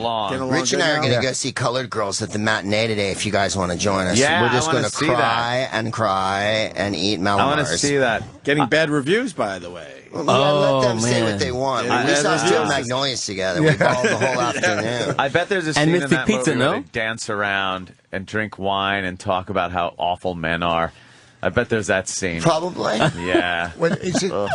I hate when girls are in like the living room with this subtle lighting and their big wine glasses and they're talking and laughing, and then someone puts on a song and they're like, oh, and they all start By getting Michael up Bolton? and dancing. Yeah, just with some crappy song and they just start dancing. And why is that again? Why does that happen? I don't know, because it's a chick flick. Rich It's and an I always play awful Lady in chick Red flick. when we dance. But those films have those scenes, and they justify it, saying it's okay, do that. And you go, no, go talk to your husband. It's terrible. It's terrible. I know whenever I see in a trailer a scene like that, I know I'll never see that movie. Like, there are movies I look at a trailer and go, Yeah. I know I'll never see a that chance, fucking movie. Well, that movie Valentine's Day had all those stars, and I didn't have one inkling of. What's the word? All right, we got it. Put it up on the door. Inkling. Hey, that's Inkling Valentine's Day. carve that on somewhere. Jamie Foxx was in. No. Everybody You was didn't have crying. one, Rich? Rich I is didn't- a, behind one- Rich one- is a ding-a-ling. Whatever. Is that where? Hold on. Inkling. Hold on. He's seen the list. Is that, I see the list. What is that? Those are things he said Everything wrong. he said wrong on the Words show. he said mispronounced. Yeah. He's as Yeah. dumb as they Oh, come. yes, and we heard Rupert Pumpkin this morning. Yes, we Rupert did. Pumpkin. What shows is he watching again? Whatever. Inkling. Don't get. I still Not want to Sesame play Street, season. right? The Norm Crosby of a generation. It really is. Good old Yeah, Norm he's That's a Crosby. part of the Title list. allegations made against him. And the alligators that have done it. We got to add that one to the We have list. to.